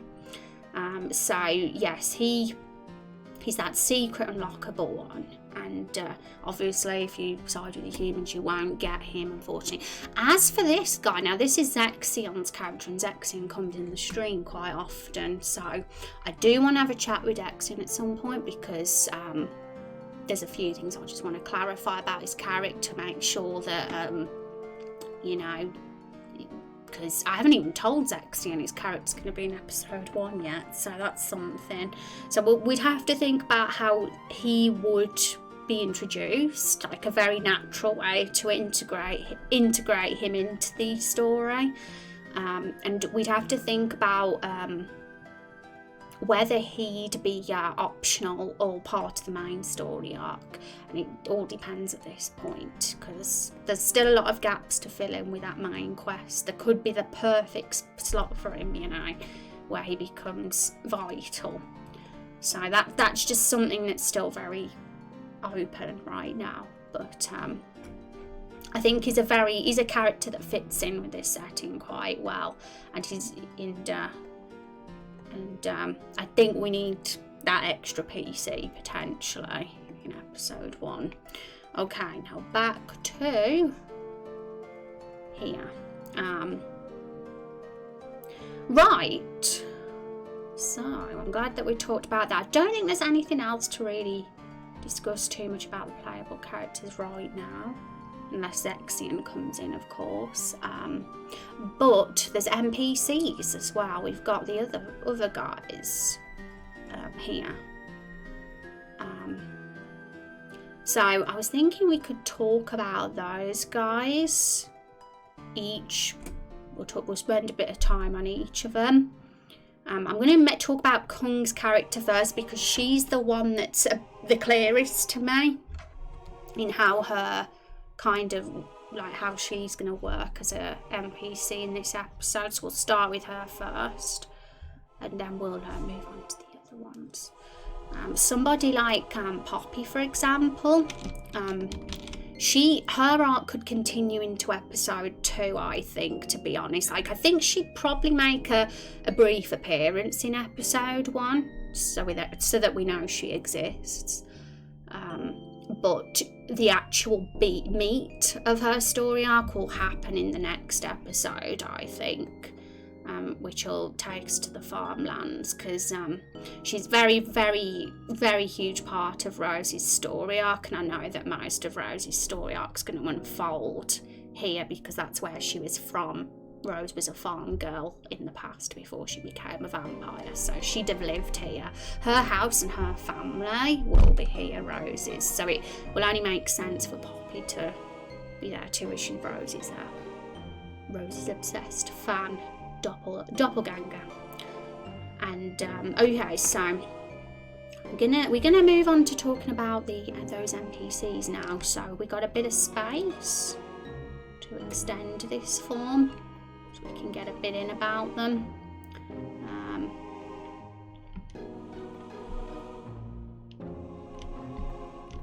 I'll move that across.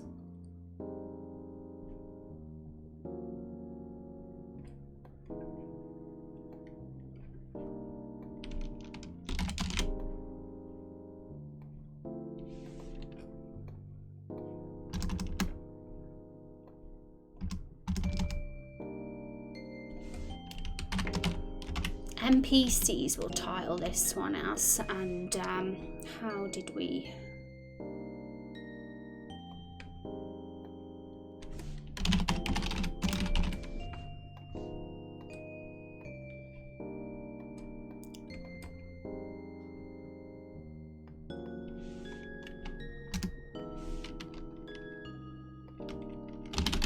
For now. We'll fill that text in a sec, but let's get her avatar in first.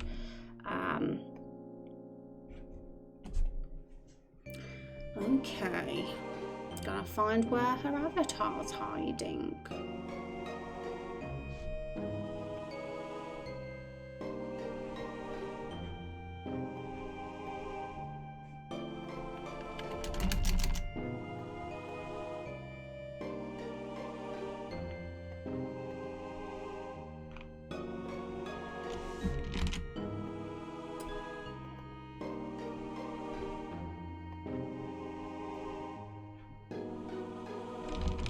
Actually, we don't even need her name because we've got it on the sheet, so we're good.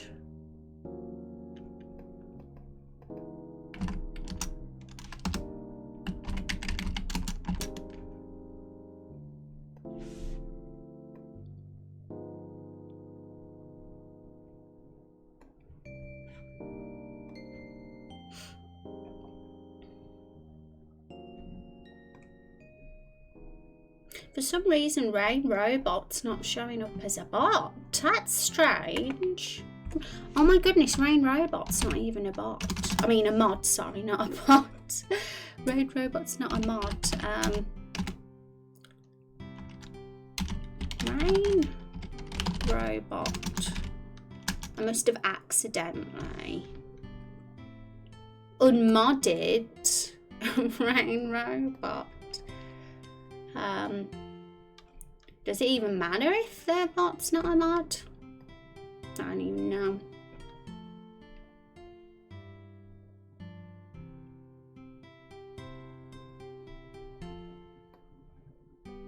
Alright, so yes, let's spend some time chatting about the NPCs now. I'm glad that we had that conversation about the PCs. I think we've had some interesting things brought up.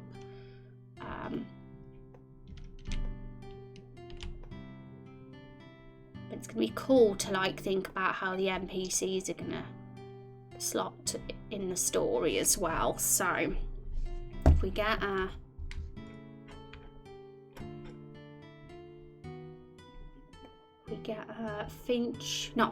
Elandra's character profile up, and if anybody wants to have a look with us, there's our lore Bible. Here she is. Some actions may require the bot being a mod, but obviously not all actions require it. Yeah, I don't know how long the bot's not being a mod for. It's funny. Alright. Thank you so much for that follow, creature. Welcome to the stream. I like the name. I love creatures. Even mean creatures. And that's a coincidence because it says creatures on here. Okay, so Elandra, I tried to protect all innocent creatures in the wilderness. Okay, animals and nature itself. I care deeply about the trees, plants, and try to disturb nature as little as possible. I travel from place to place, helping nature as much as I can. So obviously she was the perfect fit for Everbloom Forest because Everbloom Forest is full of nature. So of course she's going to be here. She's probably living in the forest as an elf.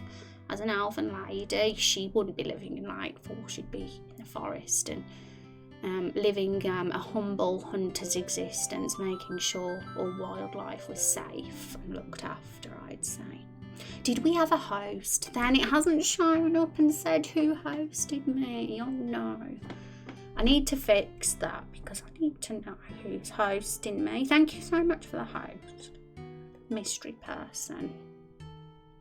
Okay, so I've got some notes on that I'm going to get down about Kung's character. And I hope Kung is going to be happy with them. I know she will though. Okay.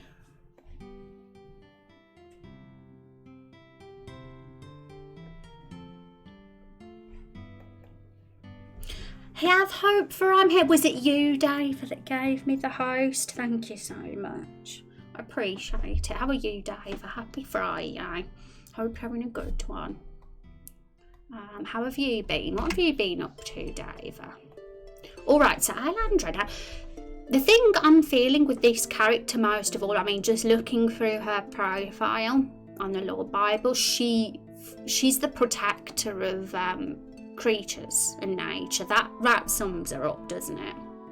She's like the friend to the creatures of the forest, and whether that's just the cute ones or the enemies, we don't know at this point. But I'm gonna make some notes. We'll have a chat about her.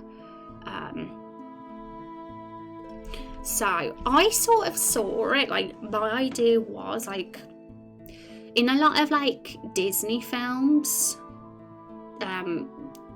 there's a lot of instances where creatures and wildlife and that, like, flock to the Disney princesses and stuff, and I kind of got that sort of vibe with her as well. Like, maybe wherever she is, the wildlife's around her, and maybe when the hero walks up to her, they, like, run away, they, like, scamper and they leave.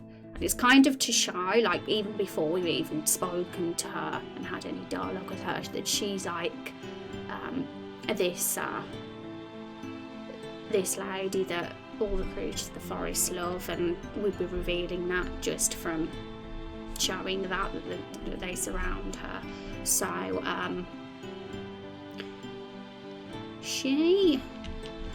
let's get that's to protect all the innocent creatures and nature. Okay, so I'm going to summarise that.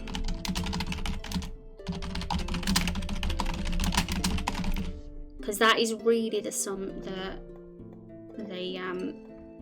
way to describe and sum up this character. So we'll have that in bold at the top.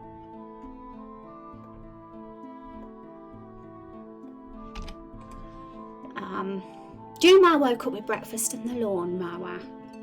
What have I been up to? Work and Final Fantasy 14. How are you doing, Rose? Oh, that sounds fun. How far are you through Final Fantasy 14 now?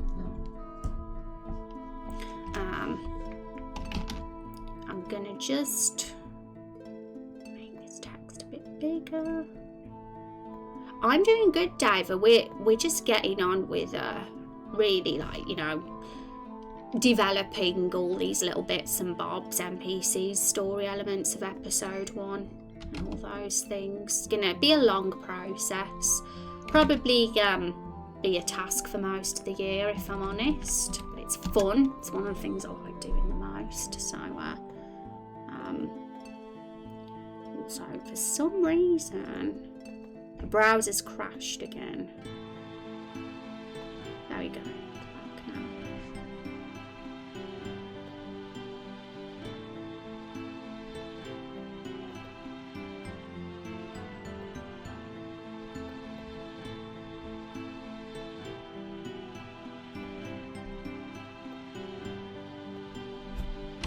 I want it all on one line.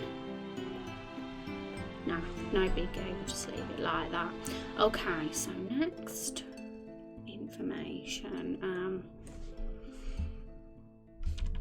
going to say maybe, because all this is it's all, like, you know, ideas and thoughts at this point in time, so I'm going to say maybe a lot with this character and what she could do.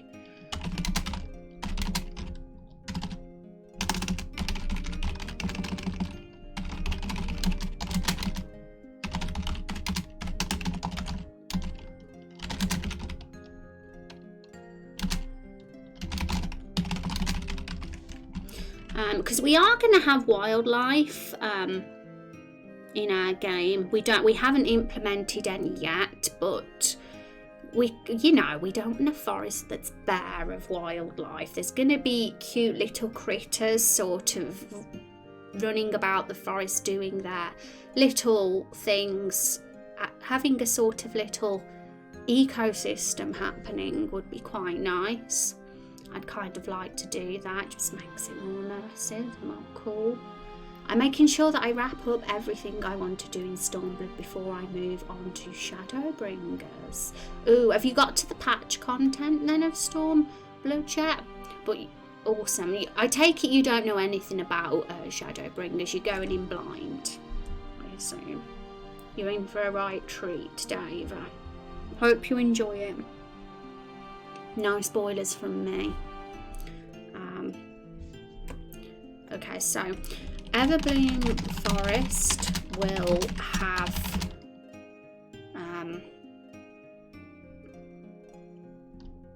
plenty of wildlife and creatures living their lives. I'll say friendly, because obviously they'll be the ones that we fight in combat that aren't the friendly ones, but they'll also be the friendly ones as well. Like, you know, bunny rabbits, birds and those sort of things. The ones that aren't hostile, the ones that aren't a danger to us. So maybe all...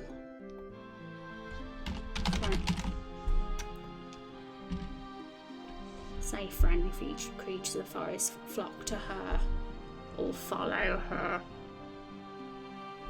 If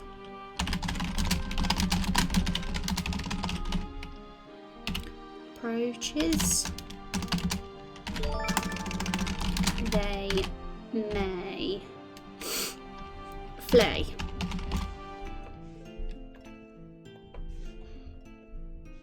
So that would take a bit of setup, like, to get working, but I think it could be possible. I have to have a look into that, which is why I'm writing it as May at this point in time, because I don't know how complex it's going to be. But I think that'd, like, kind of really show that character for what she is. And, hi Draxel, thank you so much for that follow. Welcome to the stream. I'm on the patch stuff, yeah. I have no idea how far I am in, since I know nothing of Shadowbringers. That's awesome. I'm glad you don't know any spoilers, because that's going to make it even better.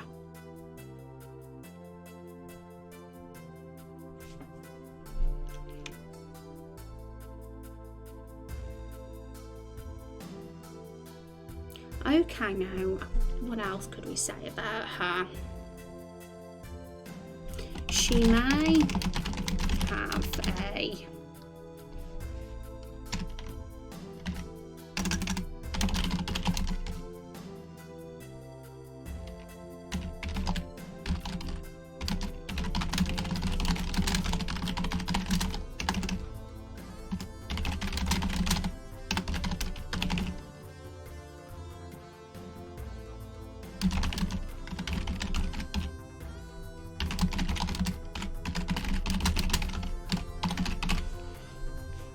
so she might, like, literally have a deeper connection to creatures than the other people have.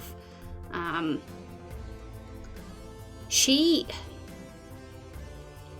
says here that she can communicate with animals, or at least have a deeper understanding of the needs. So that basically really is what we're going for here. So a character that understands animals unlike anybody else. She's got that special ability.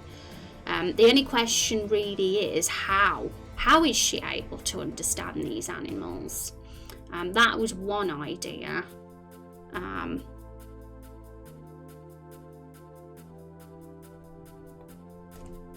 Or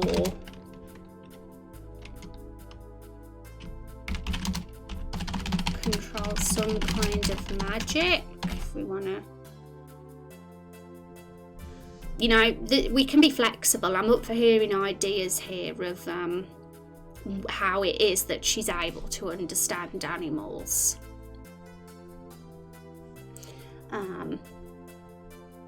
You picked a good one to follow. Thank you very much, Greg. That's sweet. And Drac, how you doing? This is cool. I've always wanted to watch RPG being made. Awesome. Yes, this is the perfect stream for you then, because that's what we do here. And with a very, very large focus on story and characters as well. Our streams basically involve just geeking out and chatting about all the possibilities of where to take our characters and story in the game.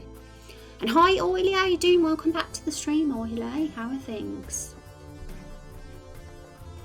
Okay, so is there any more cool things we can get down about this character?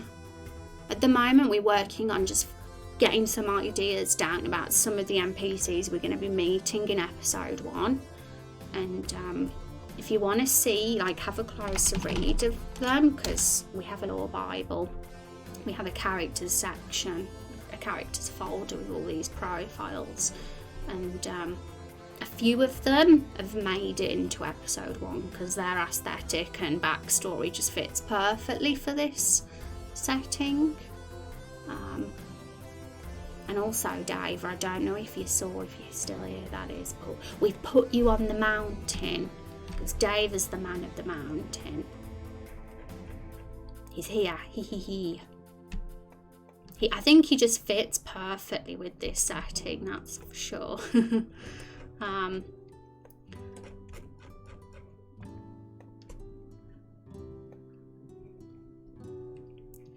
Okay, now I've got so many tabs open.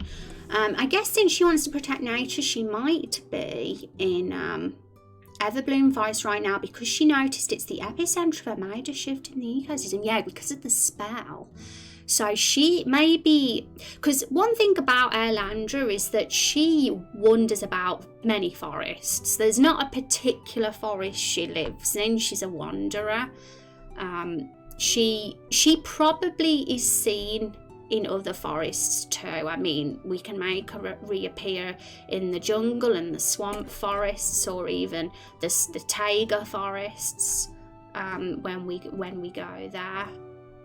Because she just is drawn specifically to forests. She wanders from forest to forest. But that is a very good reason why she would be here right now and not any of the other forests.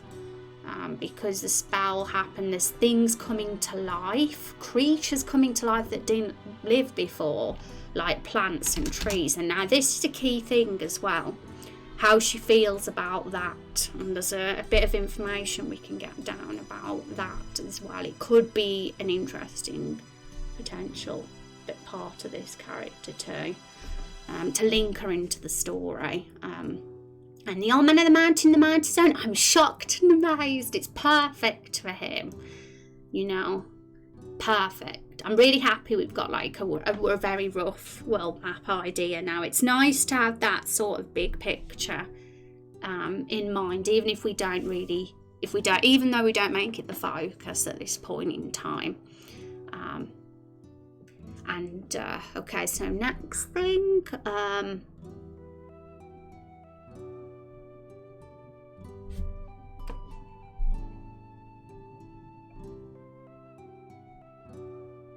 okay, so I'm going to expand a bit on what Met said in a bit, because that kind of triggered the idea of how she's going to react to the creatures that got brought to life. Like, what would her relationship be with them? So she befriends most, if not all, living creatures.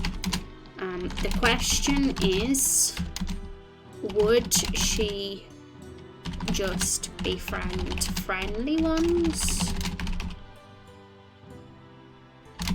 or dangerous ones too? That's the question. I'm open to ideas for this, because it's very easy for her to like the friendly ones, you know, bunny rabbits, birds, all those little cute ones that aren't a danger, or ones that don't like aren't in battle. But then there's a question of, like, you know, the ones that we fight against, like the evil deer and even the plants that have come to life. How would she feel about them? I mean, if it is the latter, I mean, really, she'd like them, I assume, because she just cares about nature, you know, right? Whether it's evil or not. Although she does say she uses archery on evil targets here, but those evil targets could be people who kill animals, like evil humans who harm them. They would be her enemy. That's who she'd see as evil targets, I believe. The ones that fall under this category. If the latter, just finished your internship. Oh, cool. Hope it's gone well. I tried to look at what's going on in your Discord. I found the volume of information quite overwhelming, so kudos for the work done. I will participate more often when I'm done with professional training. Yeah, and it's not like, you know, a requirement for you guys here to be like getting involved heavily. A lot of people generally just like lurking and having me as background noise. So it's a lot of people just like my accent and like the music I play in the background as well during the stream. So it's all what you want to do. If you want to get involved, then you totally can. But if you'd rather take a back seat, that's fine too. It's no pressure here. You can do what you want to do. And I want to, yeah, well, that's awesome. That's awesome for sure. And we have a law Bible, so if you want to like get caught up with all that stuff, and there you go. But it's quite empty at the moment, in all honesty, our law Bible. Over time, it's going to get way more full. We're still very much in the early days, so you probably met us at a good time, a good point in time in development. Because as we get further through this, it's going to be even more overwhelming, that's for sure. And as a tabletop RPG GM player, oh, that's cool. Yeah, if you love RPGs and you love stories and characters and all that kind of thing, and traditional RPGs, old school RPGs, choices, moral dilemmas, this is going to be the sort of game you'd like. I have a question. How does she reconcile the natural kill or be killed aspect of the animal she cares for with her own role and deepest fear? Oh, okay, let's have a look at that. So, she judges people rather harshly if they're harm animals. That's her biggest flaw, right? And the fear is that the forests will die. Okay, so...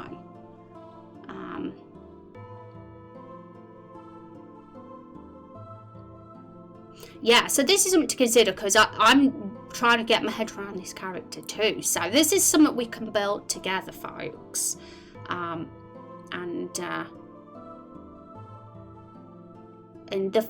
a very important point as well, that the forests will die.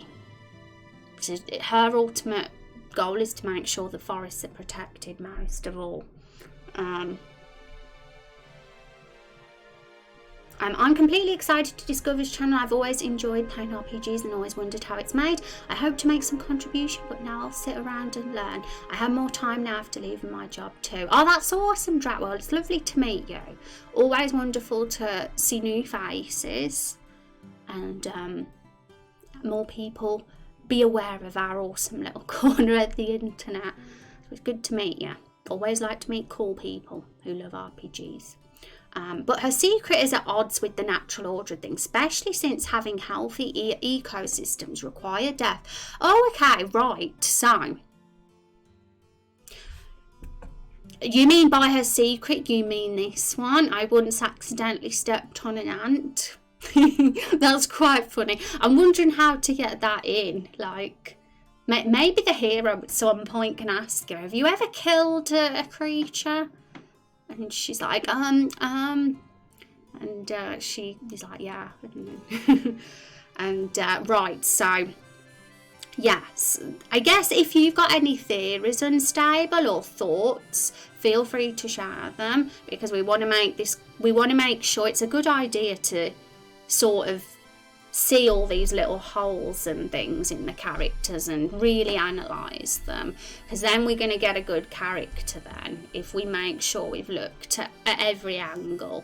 So I definitely think, I'm pleased that you've noticed that, and that's something I'm going to have to think about too as well, because these characters, I'm learning them with you at the end of the day.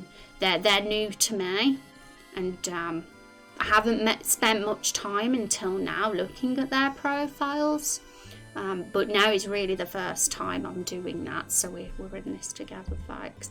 And what's the flaw of the character you're describing right now? My suggestion, maybe if all animals trust them somewhat, she is over trusting humans because she's a bit too positive, naive. Until animals get hurt, then all hell breaks loose. Yes.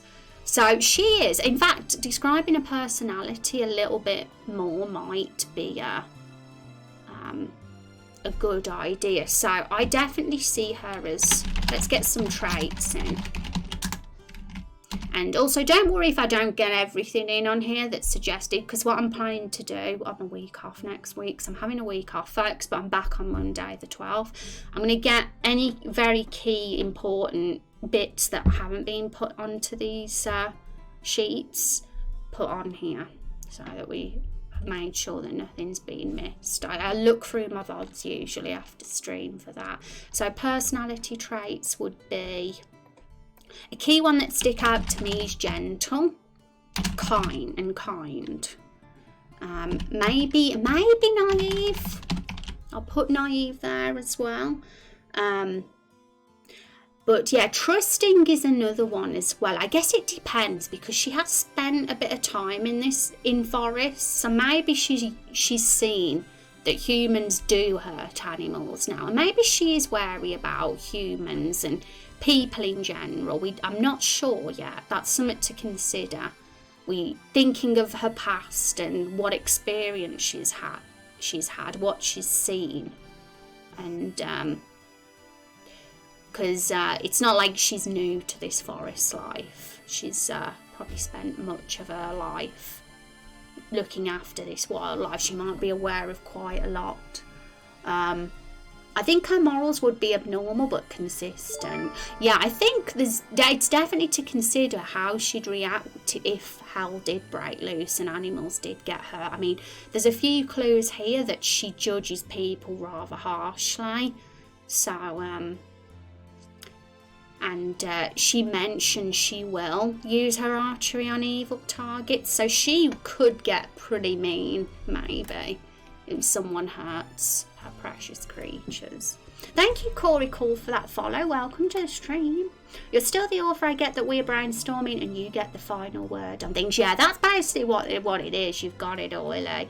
We like just get super geeky. We say whatever is in our thoughts, and anything that like really sticks out to me, I usually curate, and sometimes we'll have polls if there's ever a few options on how to deal with things. So yeah, and perhaps she follows the natural order, but in nature death means to an end, not an end by itself. She might be fine with animal death if it is something like responsible hunting, but over harvesting or wasted death causes her to react strongly. Perhaps her secret is a time where the death was wasted. Thanks for sharing that. So all these thoughts are very cool. And one thing I'm wondering as well, I mean, it's a good thing to think about what exactly makes her angry when it comes to animal deaths, that's for sure. But the fact that she can communicate with animals and understand their feelings is a key one here, because to her, animals are like people, because she talks to them, and they've probably revealed stuff to her that we don't know and we'll never find out.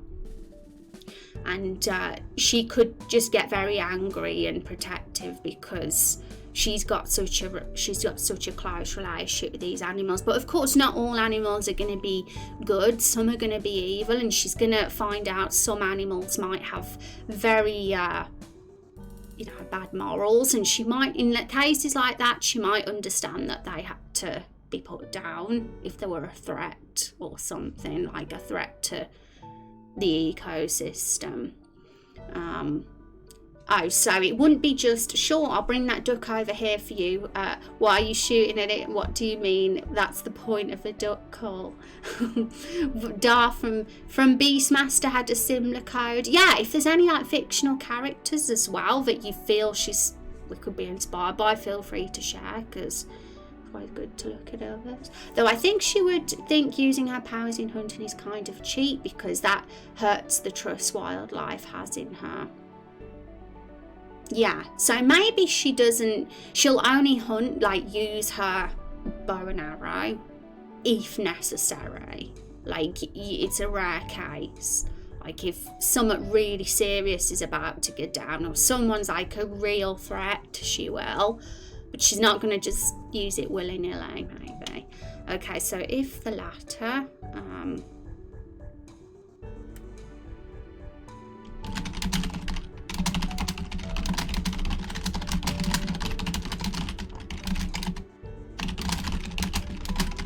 So that's still something to think about. I'm gonna bold it. Would she just befriend friendly ones or dangerous too? Because if we did go for the latter, then that's a good sort of reason for why.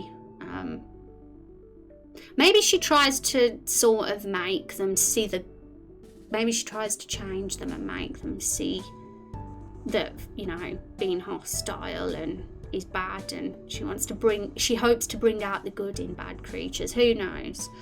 But yeah, she cares about nature itself, so that seems to me that could include the forest creatures that probably aren't as nice too.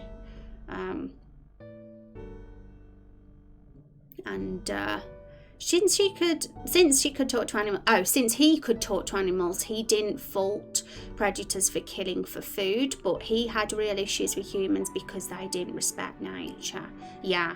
So it all depends how reasonable she is, doesn't it? Like, is she going to be someone that, animals can never be harmed, or is she going to be a little bit more lenient if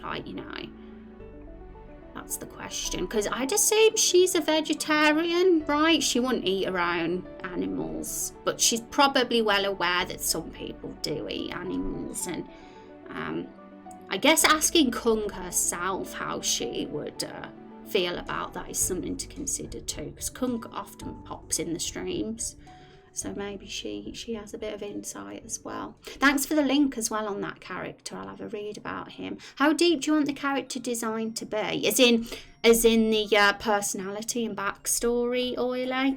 As deep as we want to go.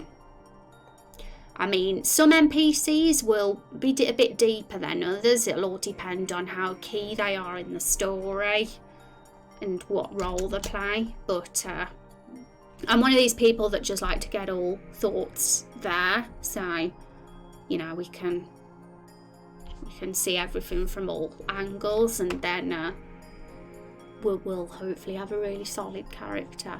And maybe she can allow hunting of animals for food, and she'll only get mad if the food is not respected or wasted. Yeah, maybe. But what about if an animal she absolutely adored, who she communicated with, who was super cute, got killed for food? I think she'd be pretty mad about that if it was like imagine if your pet got killed, like somebody who you absolutely loved and adored, they thought you're high. You'd be pretty peed off, right? I think I would. Okay, so is there anything else I want to get down?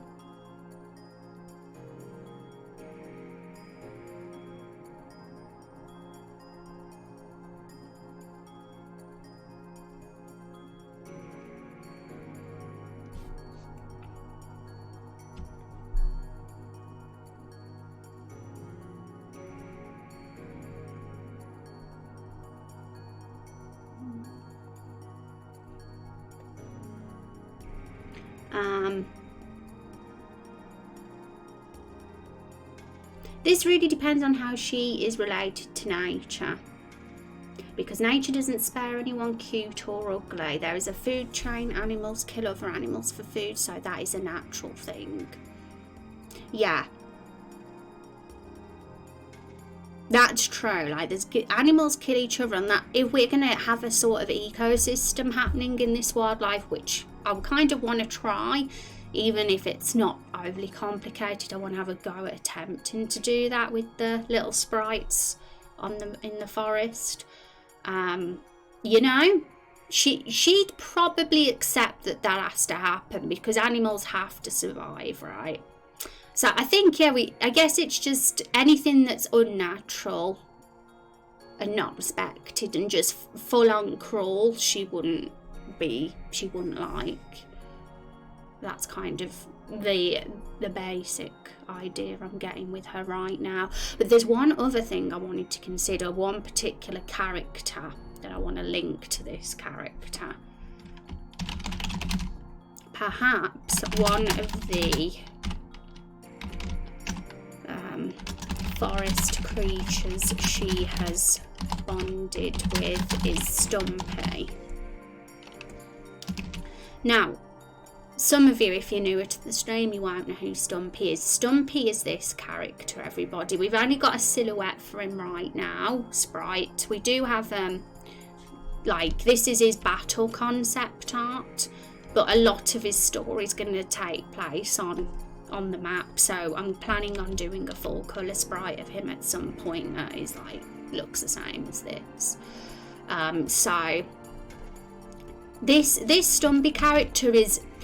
Let's sum him up as the cutest creature in the whole of episode 1. That's basically who Stumpy is. Someone who people think are cute.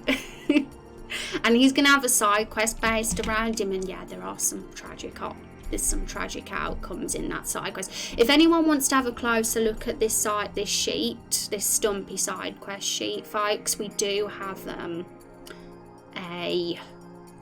general idea discussion channel. If you scroll a bit further up, you'll be able to see our notes on that quest here, and eventually when I finish the sheets, I'm going to put the others in too.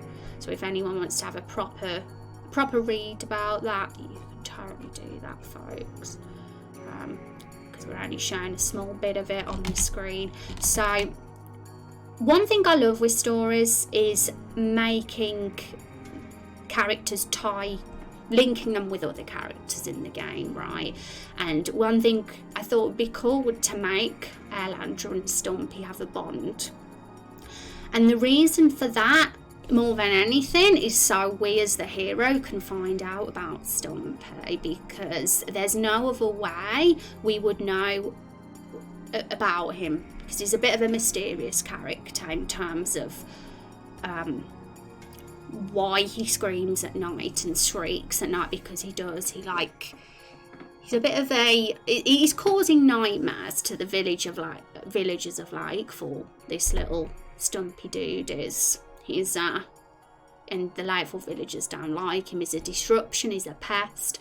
There's a reason why Stumpy's so sad. And let's not forget that Erlandra can communicate with not only animals but nature as well. She can communicate with nature itself. So Stumpy is a sentient being now, which would mean that she probably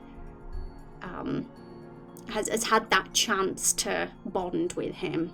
I think if we're going to have any character have that bond with Stumpy, other than Father Maple, who is an evil tree, then it's this one. And let's catch up with chat.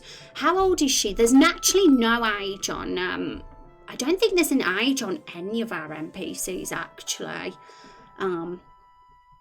But what do you guys think, looking at her? I mean, we could ask Kung this. She probably would have a good idea for age. But yes, well, that's something that we can decide. Whatever works best for the character.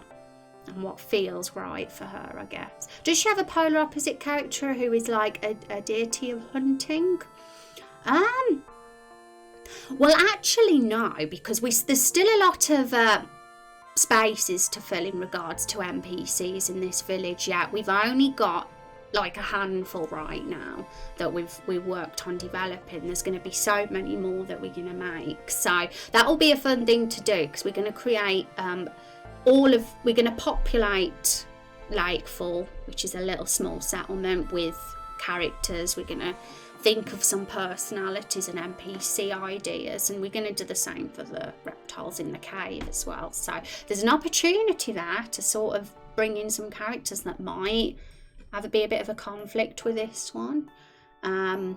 I'm guessing that with people, she probably thinks like Indians, if you kill an animal, you use all the parts, the meat, the bone, skin. Don't be wasteful. Hunting for sport is probably a big no in hers. Oh yeah, any just unnecessary killing of animals, big no. Yeah, I think like we said, like we've been saying, she'd probably accept the deaths if it was, you know, the cycle of nature, you know, and she'd understand in certain circumstances. But sport, no, big no, hunting for sport.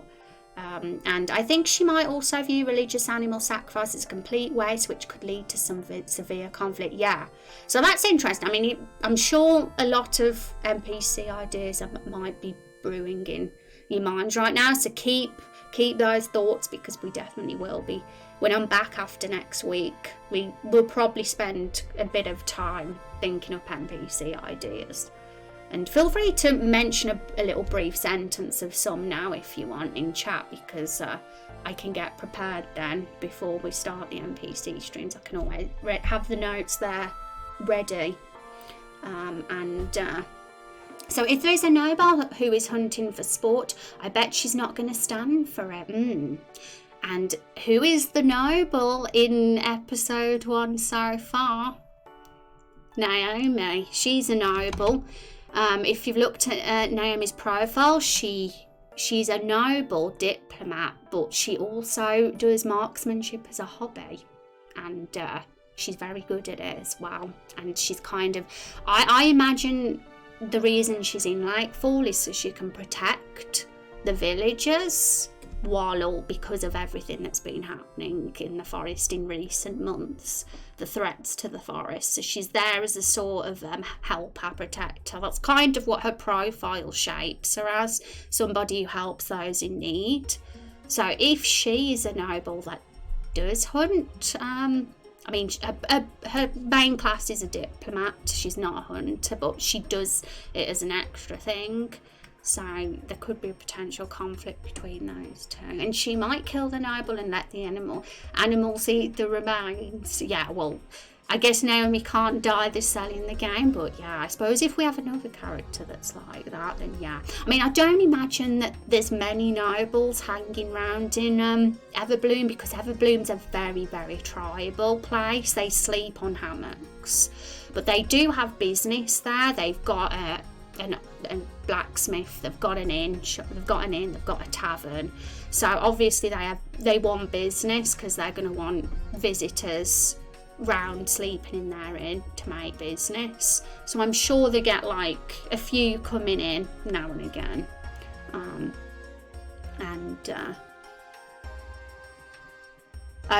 Would she have been able to talk to the legendary tree before he woke up? Maybe. I mean, I guess it depends on her age, because she would have to have got in there before the humans lived there. I mean, the humans in general are very anti-letting outsiders into the village that are other races. They probably would let elves and other races in if there was a purpose for them being there, maybe. But I mean, I guess it depends, because at the end of the day, they want to make business, don't they? Like we said, they've got weapons to sell and beds for them to sleep in. So maybe we shouldn't be too xenophobic in regards to what visitors are welcome. Maybe she has talked to the tree. That's something to consider, like what do they allow into their village? Like, they definitely wouldn't allow reptiles or beast people, that's for sure. But humanoid races, they might. I mean, I think it's already become apparent that there's elves and fairies in this forest. And,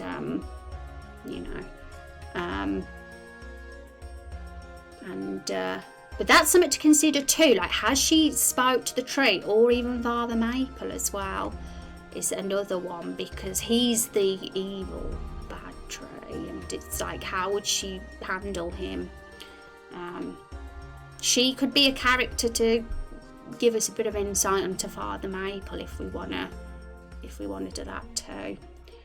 But Father Maple himself can talk, so she's interested in regards to the forest creatures who can't really talk, because they're mysterious because they don't have voices, so we can't actually talk to them. But for the forest creatures that can talk, they're a little bit more people-like, I guess. And in general, the older the character, the more worldly experience they have. She seems very naive, so I'm guessing pretty young, probably even an older adolescent. Yes, I'd say if she was an older person, she would definitely not be naive. And we kind of thinking she fits the naive personality trait, which is why I've added it here. She'd probably be a lot more tougher if she was older. That's a good point. And character link ID, maybe she knows of a family of squirrels who lived in Stumpy's father. Oh my goodness, yes, and something to consider about creatures on Father Maple. Now, this is very dark, guys, so let me just warn you. If a creature goes near Father Maple, they will die. He's a very dangerous tree. He's got he's probably going to have horrible poison ivy, and he's got all these vines, and he's very cruel. He's got no sympathy for nature himself, which would mean he'd be an antagonist for this character, because if there's animals climbing that tree or birds nesting in that tree, they would not survive. He is an awful tree. I'm going to look forward to getting his sprite done, because I'm going to use the Lakefall tree character art sprite as a base for Father Maple, but he's going to look far more fearsome and frightening, that's for sure. So she would probably not be happy, right? Father Maple. Kidding, those poor creatures. Yeah, this is what I mean about Raindrop Chronicles not being for kids, folks. But, we have to set up Father Maple as a horrible... he's horrible. Is what we're going to call a vile thing. There's no redemption for Father Maple, folks. He's like the symbol of evil in the game. That's for sure. And you've got to have those characters. You've got to have those like pure evil, because they make things interesting. They make story. I mean, I'm all for grey characters. I adore those grey moral characters. But not every character can be grey. You've got to have the bad in the stories too. And the mad science character gets built up as someone she's very suspicious of, but then the scientist has a lot of respect for her, because science is all about studying nature. You love this science character, don't you, Matt? I've seen you mention them a lot. And, a tribal like Humble Forest seems like definitely something unusual for a scientist, but I'm intrigued. When we come to our NPC streams, if like there's an arc for this kind of guy, then he might be a fit. It's thinking about where he'd like be dwelling as well. That's a question. And imagine Father Maple gloating, "You aren't allowed to cut me down. I'm a protected habitat." Oh yeah. I mean, we did have a plot where the trees were going to get cut down at one point, but we kind of changed things a bit, because they're going to be very key, those trees, to the game and the moral system, and you're going to get a special item from either the Lakefall Guardian tree or Father Maple, and depending on what your moral compass is, and it's going to be like your way to communicate with them throughout the game. There's a big mechanic involved with it, which we'll get down at some point, but we won't go off track just now. We'll carry on talking about Ilandra. Thinking that this tree has suffered so much to become such a state, or she realises something is very wrong with this, nature shouldn't be so biased. Yeah, that's the thing. I think because that's something to think about. The spell of the Everbloom Forest isn't really natural, is it? It's not how nature was before. So she might be a little bit... the question is, would she embrace that or not? Considering the spell has changed nature completely.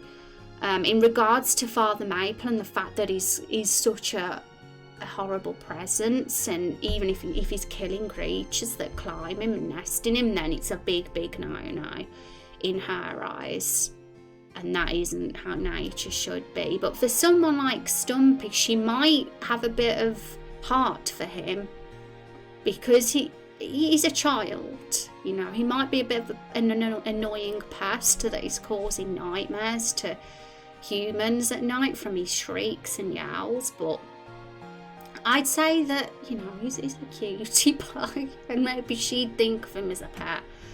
I like the idea of having her be the one that tells the hero about Stumpy, a little bit of a story about him, and that will like really bring on the guilt if you did ending gay in the Stumpy side quest. Yes. And it'll be interesting if Father Maple had warped her worldview, something she has to develop as a character to correct. Yeah, I guess that would be, is she easily led?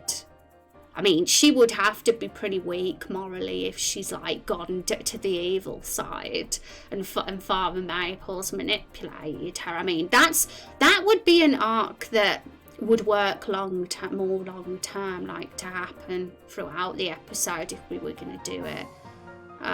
Like, if she starts off this pure nature princess who looks after all, and then by the end of episode 1 she's like friggin' evil. But I don't know, because this character's gonna like reappear in other forests when we go throughout the game, so I don't know whether her herself is she's gonna have like an extreme arc like that. I'm not sure she'd really have an ending to her arc. Actually, she might remain as that nature guide and lover throughout that just tells us about the creatures, or maybe she would have an arc, but yeah, it probably wouldn't be final if we're going to make a reappear in other forests as well. He probably has tiny corpses hanging from the poison ivy vines. It's dark as hell, but I'm all for making Father Maple really horrifying. I feel like there's such potential for him to be this horrifying presence. And such blatantly bad characters serve as a marker for what is evil, or at least an evil moral standard. And thanks for stream, Rose. Take care. I'm going to grab some food. Oh, I hope the food's yummy, Binary. I'm not sure if he's subtle enough to trick people very well. He's probably not. The Lakefall Guardian Tree, if anyone's going to be neutral, it'd be him. I mean, he's definitely good. And he's like the polar opposite of Father Maple morally. He's the good, saintly tree. But he could also fall as like the neutral tree as well. He can play both parts, that Lakefall tree could.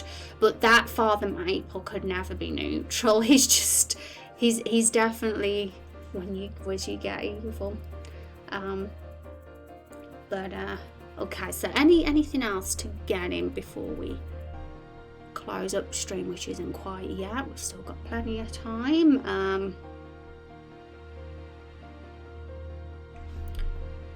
I'm gonna stick Stumpy's sprite there just so we've got a reference to him. Maybe she tells you information about him, or and gives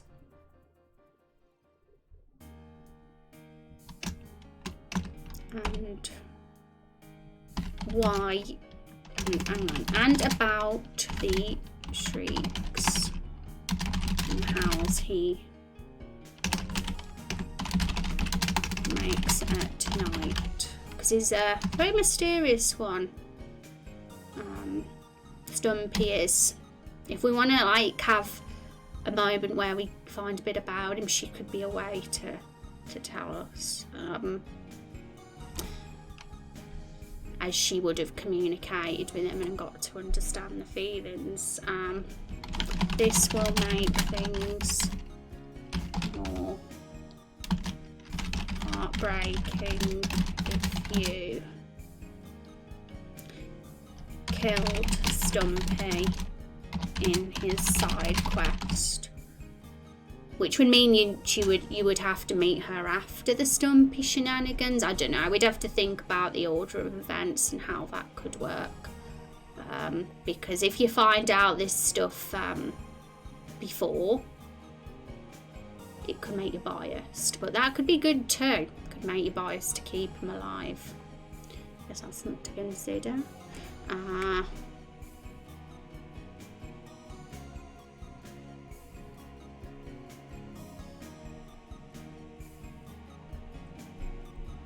Okay, now something else to consider is the other sentient creatures of the forest. So we've talked a bit about Stumpy and Father Maple, but we could expand on this as well. As for the other sentient plants and creatures of the forest, she may believe they have a right to live in peace, maybe. So long as they don't disrupt the peace of other beings. Like, you know, as long as they're not doing anything unnecessarily cruel. Maybe that could be how she'd think. And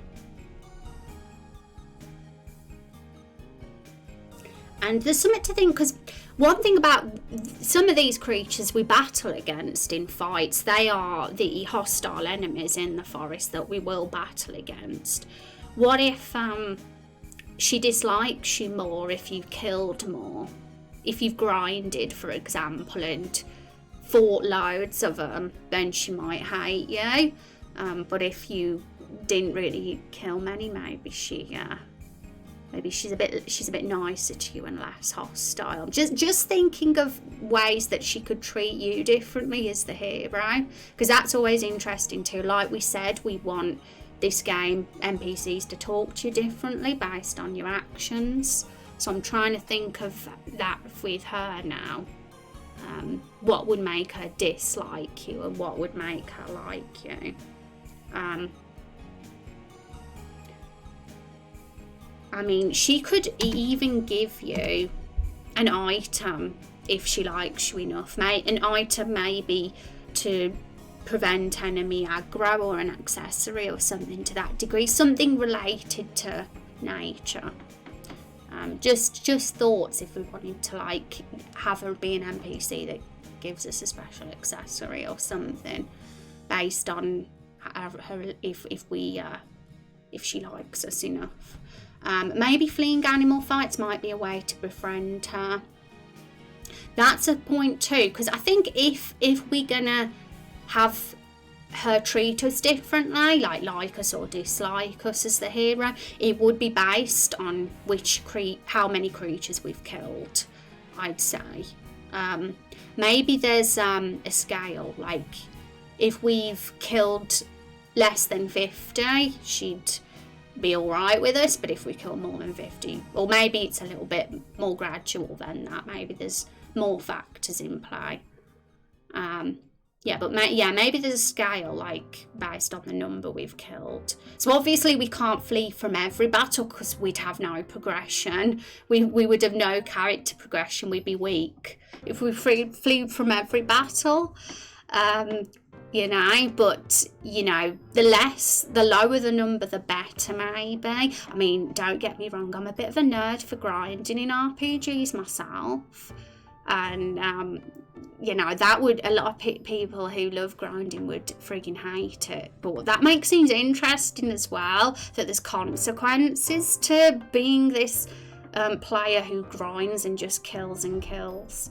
creatures, it's like, yeah, that's what you get for killing creatures in the forest. You get an NPC that dislikes you. So I'm just going to get that down just because I think it's something interesting. So would it be too complex to make it how many we kill in a day and night cycle? Well, it's something to think about. I mean, we don't currently have a day and night cycle in the game. It's been something that's been talked about, and there's a good chance we will have a day and night cycle. I'm not going to promise anything yet, but it's something I'd like to do because it could just make the game a bit more immersive and feel a bit more believable if we have that cycle. But you know, it's something to think about, but we'll think of ideas. My idea was probably the simplest, based on just how many enemies have been killed in battle, and base that on how she treats you. That's probably the simplest I can think of so far. But I'm sure that there's other ways to handle it. Or maybe we need to harvest and sell animal parts to prove we're not wasting them. Yeah, that's something too, because we're going to get loot. Like, for example, when we fight the toxic plant, he'll probably drop a fang. And we're going to have all this animal and creature forest loot, that's for sure. So, yeah, I mean, feel free to suggest thoughts, guys. I'll probably make a list of them and we'll see what works best. So maybe she will like or dislike you based on certain things you've done in episode 1. E.g., I'll say one idea is for her to, hang on, how would we word this? Yeah, we'll just do a number thing.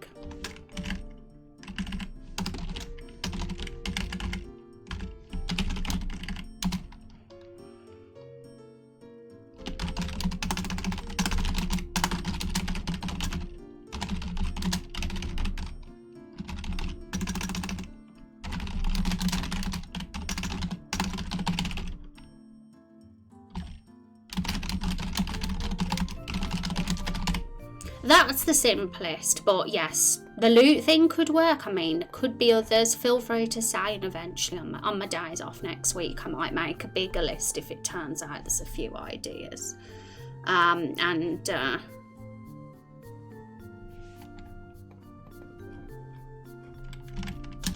Just to give a point to the character, you know, rather than it just being an NPC that's just standing there, you know, with animals flocking to her. It just kind of fleshes her a little bit out more if there's these variables surrounding her where she'd talk to you differently or even give you an item based on whether she likes you or not. Secrets are fun, after all.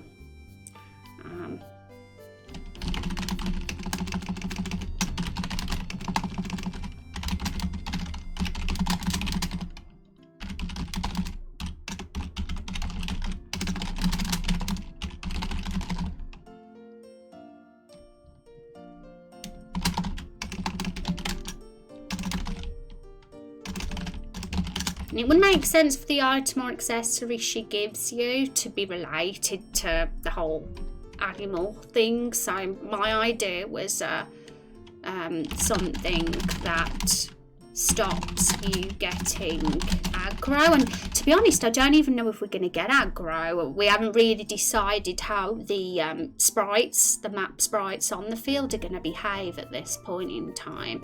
Because I want to avoid doing anything that is frustrating or, you know, for the player. I don't want to make exploring annoying for people to do. So that's just an idea for now. It's just a matter of how many variables you track internally. What might be trickier is tracking an individual's variables. I'm not familiar enough with the software in question to provide a more specific answer. Oh, okay. Yeah, I'm still learning myself. I mean, so I'll be finding out things, what's not possible, what's hard, what's easy once we get to that stage. Because every playable build that I do, because at each episode I'm going to work on in chunks basically and do content bits at a time before it's ready for a release. I'll probably release playable builds, several playable builds before the official one gets released. So every single playable build that I do, it'll be story outline, dialogue first, then it'll be making the scenes and the maps, then it'll be working on all the variables and all that, those inner workings that you've mentioned, and that'll be the point when I'll start to learn how it's going to be best implemented. And then after that, it'll be the skills and the battles. So I'm going to do it in that order, and that way it keeps me focused on one thing at a time. So that's kind of what I'm working on at the moment for the first playable build. I'm working on getting all the scene stuff polished. That's kind of what I've been working on off stream, and what I'm going to be working on bits next week as well on my week off. And then we'll be moving on to doing all the... But because we've only done main quest 1 and 2 at this point in time, it's not too much work. That's why I want to do it in chunks rather than just do it all at the end. So yeah, at this point in time, it's definitely, I'm still not sure myself how it's all going to be implemented, but there'll definitely be a point when I'll be focusing on that, and that will be once I've done all the scene work. She could possibly provide an accessory with reduced random animal-based encounters. This might be a challenge to implement. Yeah, so we don't have random counters in our game, but I could imagine maybe less things spawn. Less things would spawn, maybe, if we want to make that thing work with the map encounter system we have.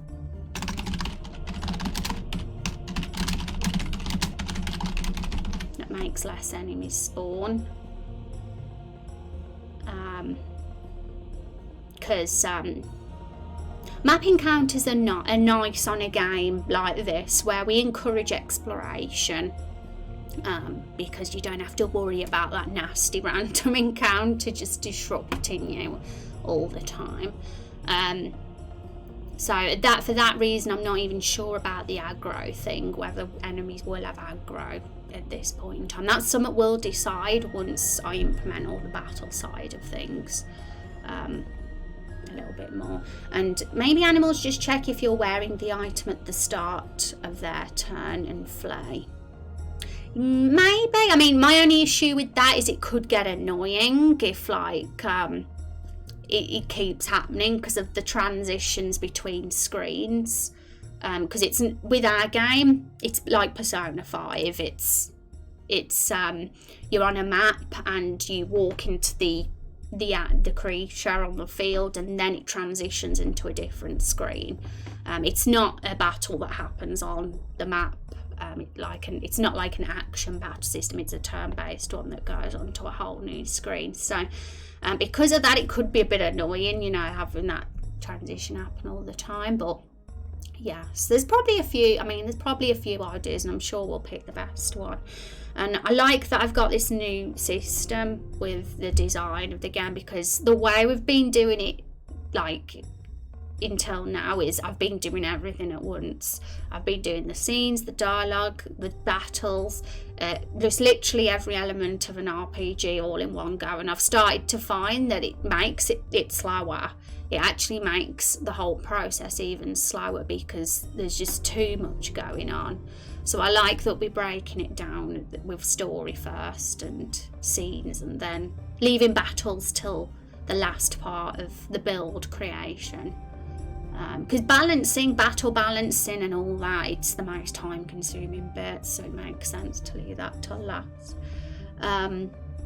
Maybe, yeah, and I disagree. If that's the effect, it's better to not visually enter combat. Yeah, I think, yeah, Unstable's probably getting the sort of thing I'm thinking, which is entering that scene could get a bit tiresome, I guess, if it happens over and over again. So, I think it might work if it was a more of a on-map battle thing a bit more, but with the change of scene.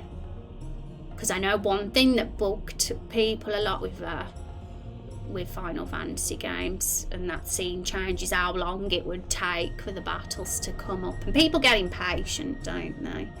I like the repel item in Pokemon. Oh, remind me what that is. I mean, I'm a bit of a Pokemon noob. I was a geek for Pokemon Yellow. I never played any of the others after that. I'm silly. And I was obsessed with Pokemon Yellow on my Game Boy, but I was like 12 years old, so I've kind of forgot how it all was now.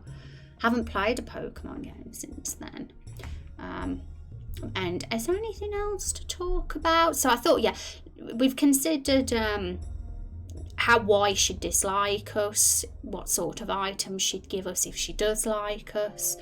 We've also considered what she's like and what she does. We haven't considered any kind of quest for her yet, but we might not necessarily have a quest for her, because otherwise we will have too much content in episode 1 if we give a quest to every single NPC. I mean, we'll probably have a couple of dozen NPCs in episode 1, and it's not realistic that we give a side quest to every single NPC, because I'm more for quality over quantity. I'd rather have half a dozen really solid, memorable side quests than 24 weak, forgettable side quests. And side quests take time as well to make too, so we'll be here till 2030 if we had like 2 ready side quests just for episode 1. But what I do want to do, even if NPCs don't have their own side quest, is make sure they have, there's an interesting character there and they can slot in naturally to the story that's going on around them, which is also why I want to consider something else. I want to consider how the Lakefall NPCs think, what they think about her as well. And that side of things, like her relationship with other NPCs in the game. We talked a bit about that earlier, about somebody mentioned, oh yeah, she might not get on with a noble and things like that, so I want to think about that a little bit more too. Repel allowed you to walk in tall grass with lower chance of running into Pokemon. The chance was based on the level of your first Pokemon in your party. So if the Pokemon in the grass was higher level than your first party Pokemon, then it would still fight you. It only lasted a number of steps though. This item she gives could last longer or be based on something else. Was it random encounters in Pokemon again? I've completely forgot. Was it random? Yeah, because we don't have random encounters in Raindrop Chronicles, so certain things obviously wouldn't work with the mechanics we have. But I mean, making less enemy spawn was the one that kind of struck my mind if we wanted to go for something similar to reducing the random encounter rate. But yeah, feel free to share, folks. I mean, you never know. Something you could say, something that works. Okay, so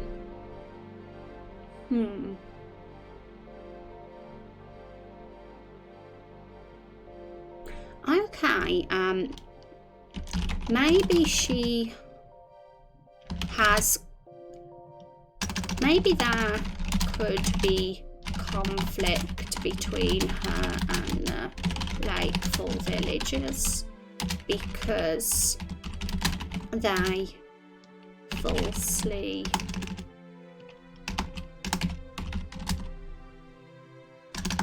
believe she brought the creatures and plants to life. Not necessarily all of them, I'll say some of, Because some of the Lakefall villagers don't even know that there's plants and creatures that are being brought to life. Some are ignorant of it.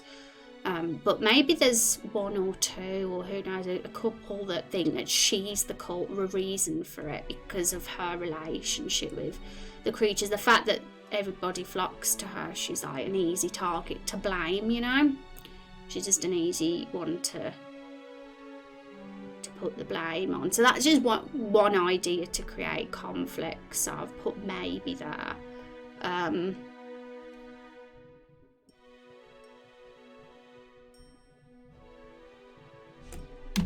Maybe villagers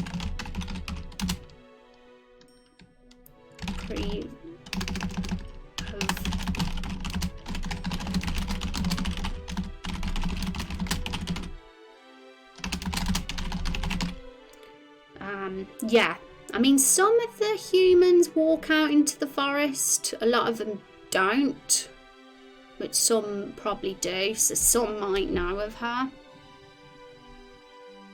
If it was random, but you could also apply the mechanic to spawns, yeah. So that's cool. Thanks for the ideas, Ava. Because yeah, you can easily just make something work for spawns instead.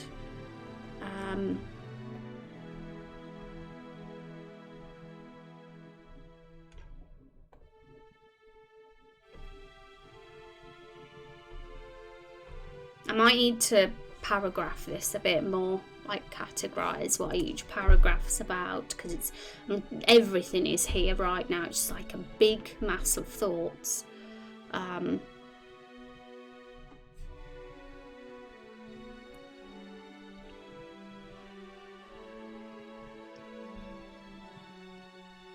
Maybe she has such a good bond with animals that she has trouble making friends with people.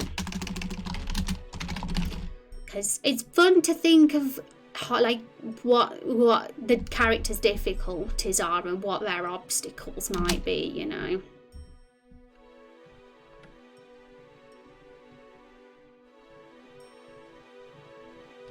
How would she feel about Rose the vampire, knowing Rose has killed so many animals?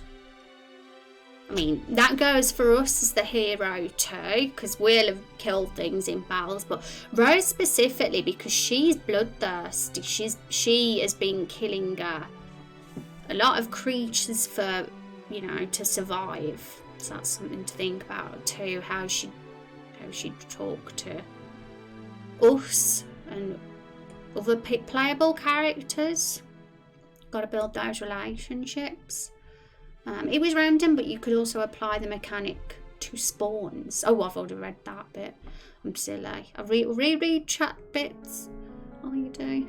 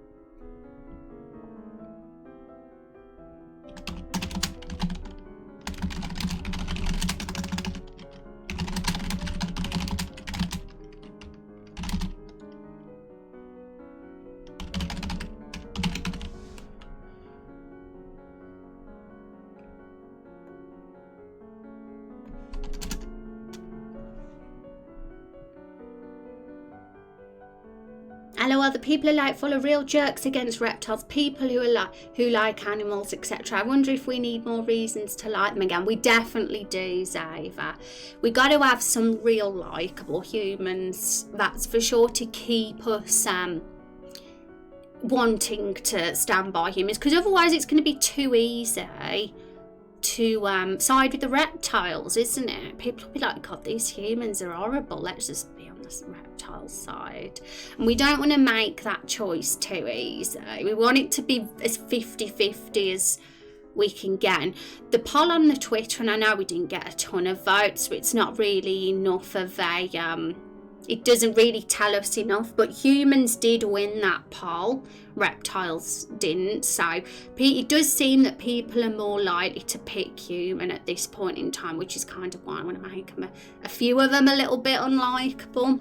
But you're right, we do need to have some nice humans too. But don't you worry, when we have our NPC creation stream, we can have some lovable humans in this bunch. I feel like we're going to have both. We'll have lovable humans and some really irritating humans, and lovable reptiles and some really irritating reptiles. If we can get that balance right, then I think we've got it. And the irritating humans will be the ones that say all this annoying stuff, that's for sure. And I'm good at maybe I'm better at coming up with really mean dialogue, maybe, and jerky dialogue. Monarch demonstrates the issues that animals raised humans can have with human interactions. Oh, okay. Have you got a link to that character Unstable? That's an interesting one. Maybe I can always research it myself, though. Don't worry if you haven't. I can just Google it myself after stream. I'm being lazy. And maybe she's not sure how to approach Rose because she's used to being able to talk to anything. Even squirrels and trees are particularly stable. Weather formations. Yeah, and isn't Rose more feral? So wouldn't she like to try talking to Rose? Well, Rose isn't really she's a confusing one because she definitely behaves like an animal, but she's a person, isn't she, really? So she's definitely an interesting one to consider with what her relationship with our Andrew would be, because she's not a creature, really, although she sort of has those traits. Something to consider. I mean, one thing we do know is Rose has been murdering animals. That's why Rose became feral in the first place, because she's sort of she's took on the traits of animals because she's absorbed the blood of so many low class creatures, lowly creatures, and that's what's given her those feral like traits in the first place. So she is somebody that's harmed nature, really. She never wanted to do it. In Rosie's profile, in her bio, it says that she never wanted to kill her beloved livestock and these animals, but it left her no choice because she needed to survive and she didn't want to kill innocent people. So she's chosen to. But yeah, it's interesting. And good and bad, likeable and unlikable exist in all cultures, definitely. And I'm very anti having all one race be evil. I'm more like good and evil are in all races, you know. Unlikable and likeable in both the humans and reptiles is definitely the way to go. It seemed like it might be too easy if she could just walk up and understand her. Yeah, Rose doesn't speak, so she's a complicated one. And maybe she would understand Rose in the same way she understands animals. These animal pheromones or magic that she possesses as her method for communicating. She could do a similar thing with Rose, maybe. It's something to consider.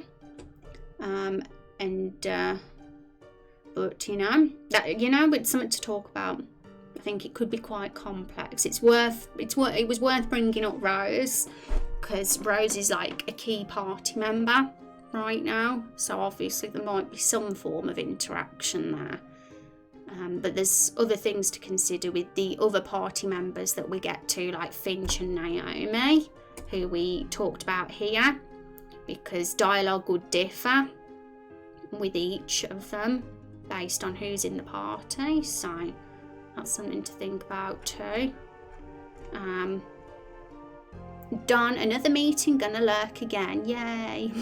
Have a good lurk, Cyber. As for like playable characters and when they're involved in scenes, I'll just say that playable characters won't, and Carol the Barrel as well, they won't necessarily feature in every single scene or character interaction, because sometimes it would just get far too complex, especially as we get more variables and more possibilities of who's actually in the party. It could get quite chaotic and overwhelming if we had them in every single scene, because some scenes it'll just be the hero and the NPC talking, and others, the playable characters will get involved. It'll all depend on the scene and what the scene is.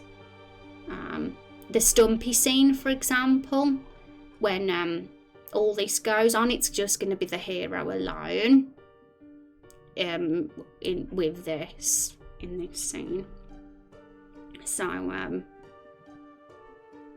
yeah, okay.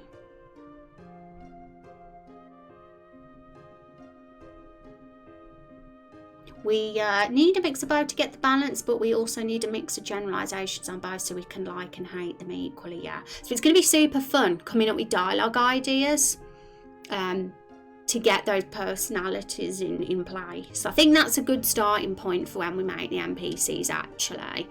The sort of beliefs they'd have, and maybe some dialogue ideas as starting points, and then we build the character and the appearance and stuff after that.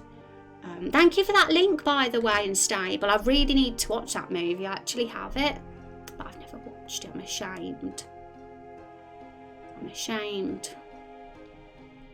It's been on the cards for years. Alright, so is there anything else to talk about before we close up that is really important to mention?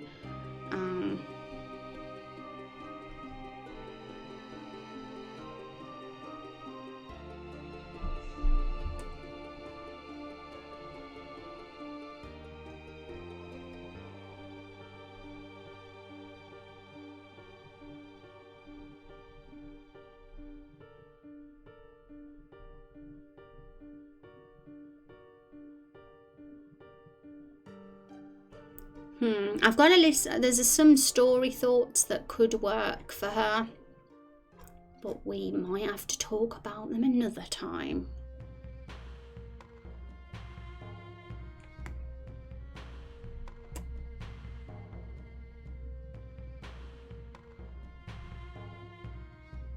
Because I'm trying to think about, like, because we talked quite a bit about the character, her personality, her relationship with others, her relationship with the creatures of the forest. We've talked even about why she'd dislike the hero, and if she was to give you an item, what would it be? So I feel like we've covered a lot with her, but one thing we haven't talked about is her character arc, if she's going to have one. And she's, I mean, even whether she will have one, because if she's going to appear in other forests, which is, I think, something Kung wanted for this character, like to see her in the future and be like, oh look, it's Alandra again in the jungle. Like it's a nice little touch, isn't it, seeing NPCs again after a long time, seeing those character reappearances. So I don't know if we'd kill her off. If we were going to have a branch where she dies, I don't know. I mean, we could do that, like have a sort of something happen that leads to something bad, and that would mean you wouldn't see her in a forest in the future. But then there could be a branch where she's fine and she doesn't get killed off. I mean, it depends at this point with where we want to take this character. We'll leave it quite open at this point, I think, and we'll see where other arcs and other stories go as well.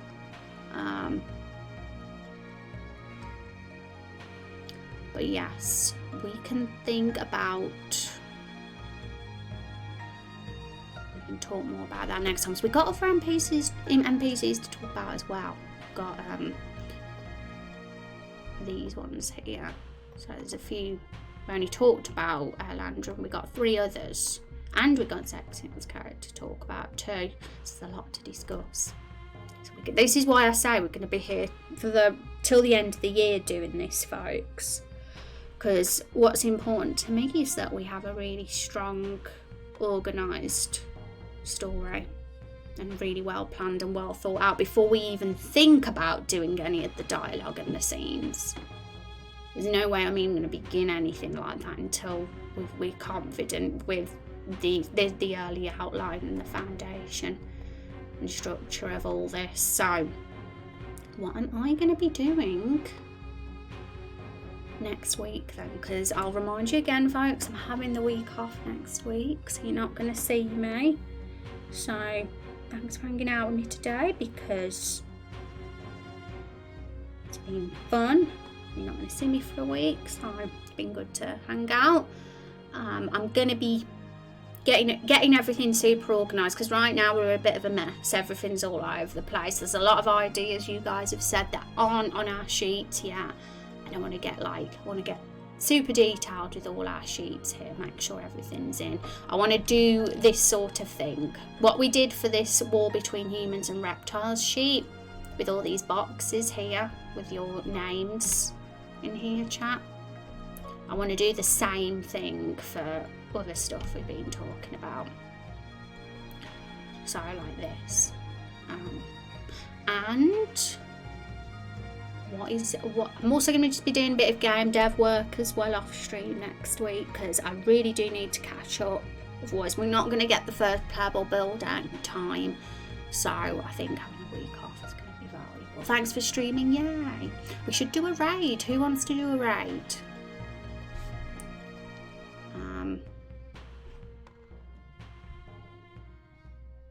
I also forgot to refresh the leaderboard for the trivia, by the way, so I'm not gonna do that today, but we'll start the trivia again when we come back on the 12th with everybody to 0 on the leaderboard.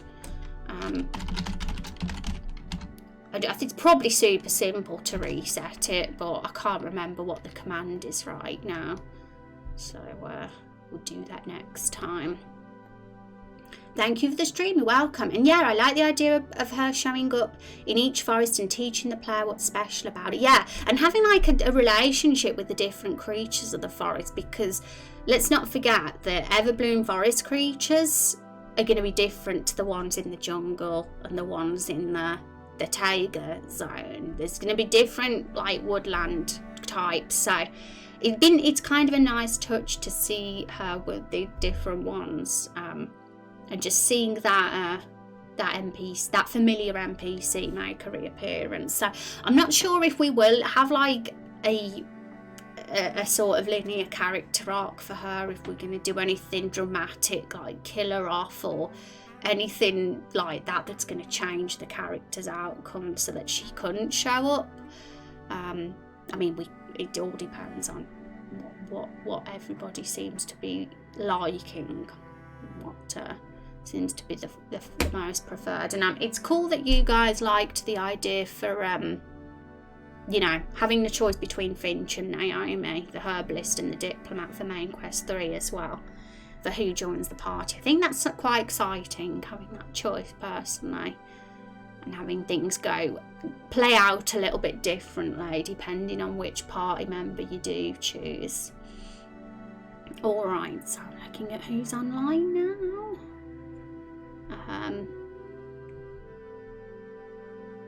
Alright guys,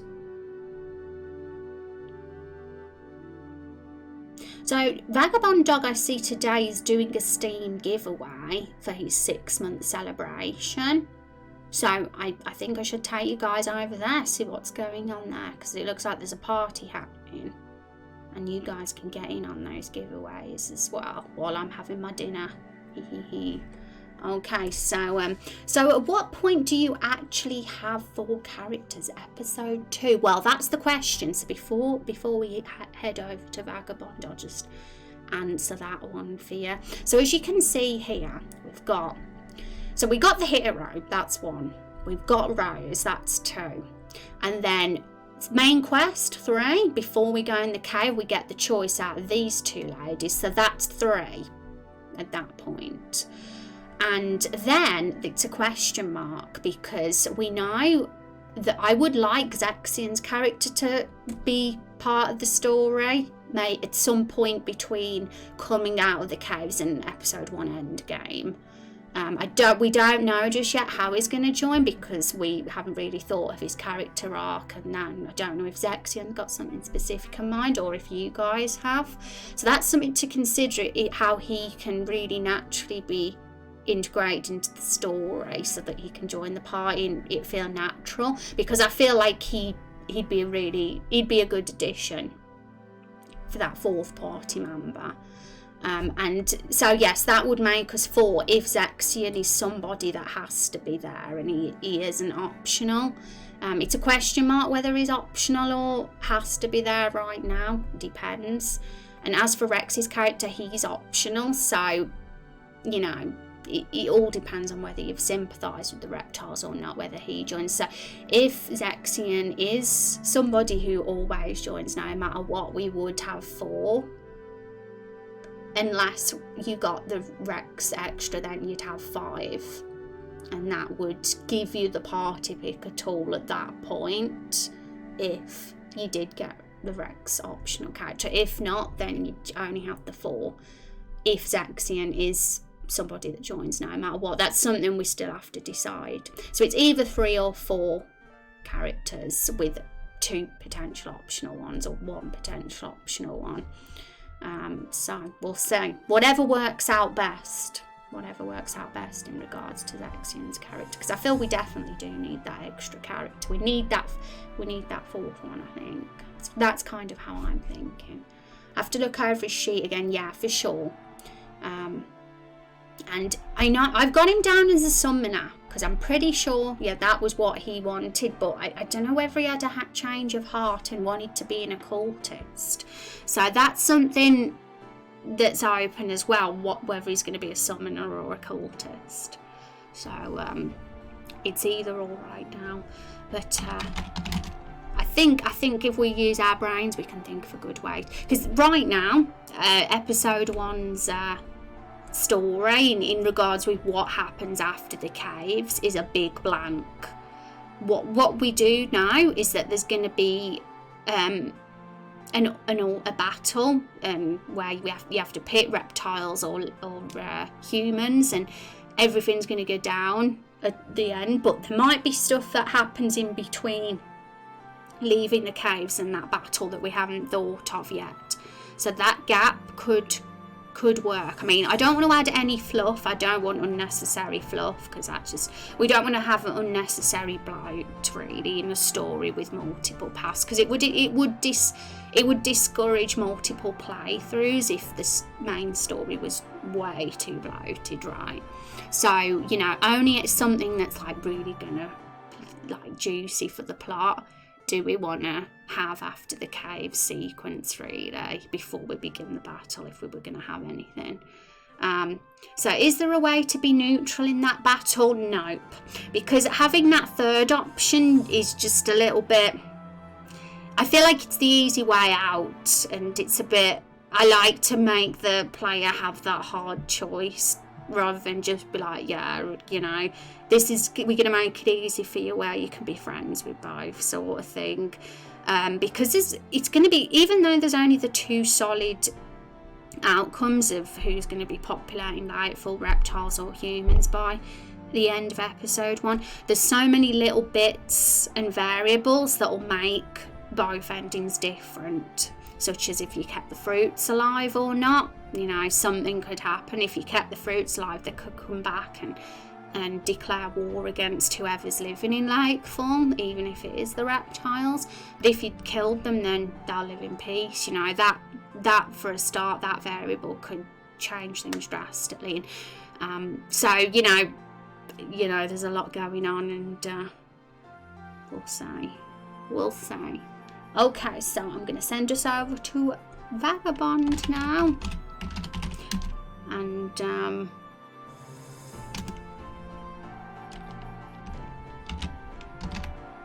see you in just over a week then, guys. My goodness, it's going to be a long time. time. Well, I'll probably end up really missing streams, and I'll be coming back desperate to stream. But the week off's going to do me good. Definitely need to get some stuff organised so we avoid getting overwhelmed and over with too much work, so it'll be beneficial. Hope you all have a really good week though, folks. I hope it all treats you well, and I'll see you soon. Take care, everybody.